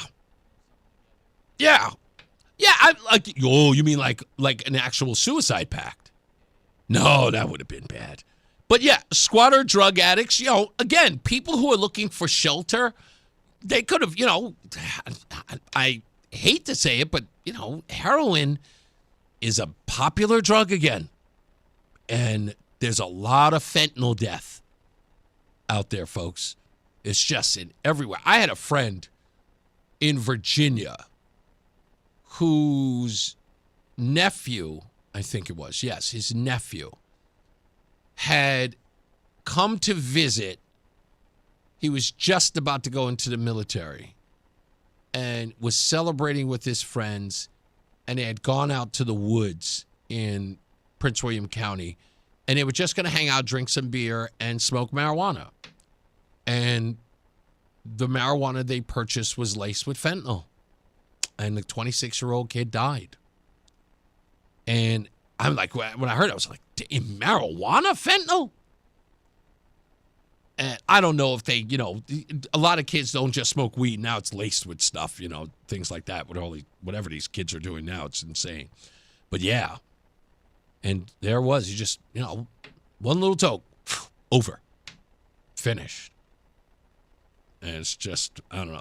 And this sounds like that kind of story. It just does, in my view. It does. Yesterday, we were talking about the 26% of Democrats who do not support the United States, or at least not proud to be an American. And that story had sat with me for a little while because, again, I really, really don't care that Democrats don't like the United States. And as Roseanne said yesterday, more for me. But I thought this was interesting because 2 years ago, they were trying to sell us the idea that Democrats really loved America. And what do I mean? Watch this. The Democrat National Convention for Kamala Harris, there was a lot of flag waving there, right? And the argument was the American flag is not just for Republicans anymore. Here's Stephanie Ruhle of MS Now talking about that convention. And I think Willie hit the best note, which was they have reclaimed patriotism, right? Wes Moore has been trying to do this and talking about it since he started running for governor of Maryland 2 years ago. But think about the amount of flags and stars and stripes we've seen over the last few days. If the volume was down on your TV and you were squinting, you might think you were watching the RNC. And this is so rattling for Donald Trump.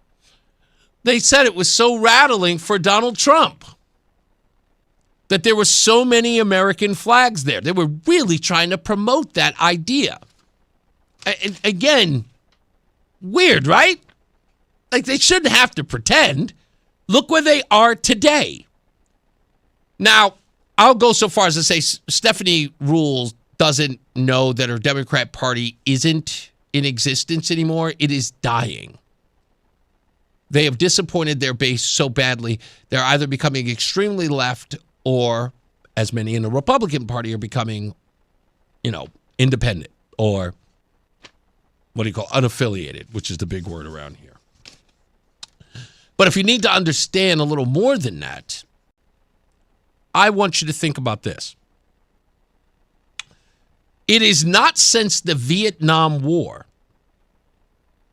that people on the left had less faith in their country, no longer proud to be an American.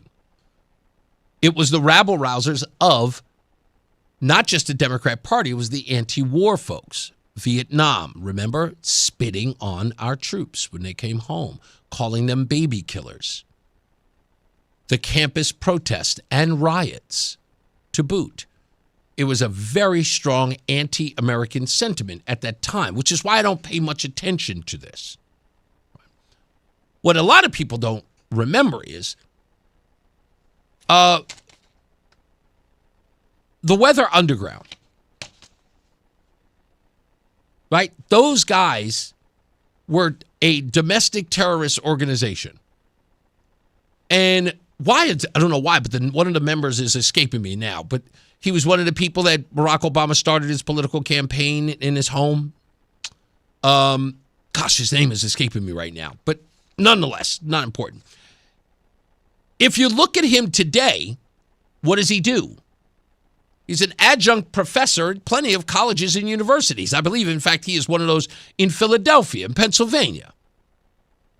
Many of them end up tenured college professors in all of the universities, elite universities across the country, out west, back east, everywhere. And they are the ones who are educating your children now, right? So the former radicals of the 60s and 70s are now the college professors who are teaching Gen Z. So this sentiment that you're seeing, these people who hate America, this is nothing more than the sequel. It's a reboot. That's all it is. Those people, the objective that they had was, right, those kids used to be the college students, and then they realized we can actually change the world by becoming part of intelligentsia. They did. They joined the ranks of the schools. They got tenured inside those halls of education. And they said, we're just going to teach those kids what we learned. Communism. That's what it is. So when you see this and you go like, wow, all these people...